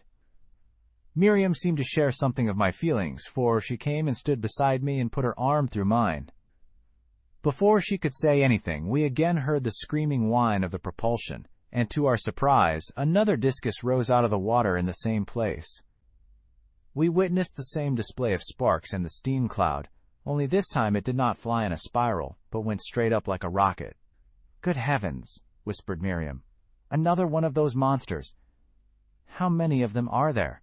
Please, let's go. If another one goes off, I shall scream." I did not answer. I stood as if in a trance, staring at the point of light, until it had disappeared into the night. For some minutes we stood still on the swaying deck, hoping or fearing that perhaps a third would take off, but nothing more happened. Suddenly, Miriam gave a cry. "There, Steph. There they go." High in the dark sky, a speck of light had appeared. The first of the machines had broken free of the Earth's shadow and flew in the light of the sinking sun. Through the binoculars I saw a misty object that gave off an orange glow and was surrounded by a misty halo. This was followed shortly by the second one. Quite suddenly the halos vanished, and they were seemingly free of the atmosphere and proceeded as two cigar-shaped objects that were slowly swallowed up in the endlessness of space. Miriam lay her head on my shoulder. "So, have you finished?" I sighed and put my arm around her. "No, dear. They?" And I pointed to the place where they had vanished. "They are finished, but for us it has just begun." Publisher's note. The exact date and time of this first contact event are, in fact, known, as well as other evidential support. There are other witnesses, and there is material evidence supporting this story. But in keeping with the contactees' solemn promise never to try to prove the reality of the story or the actual existence of the Iargans, for very good reason, we have chosen not to reveal it. Wendell C. Stevens,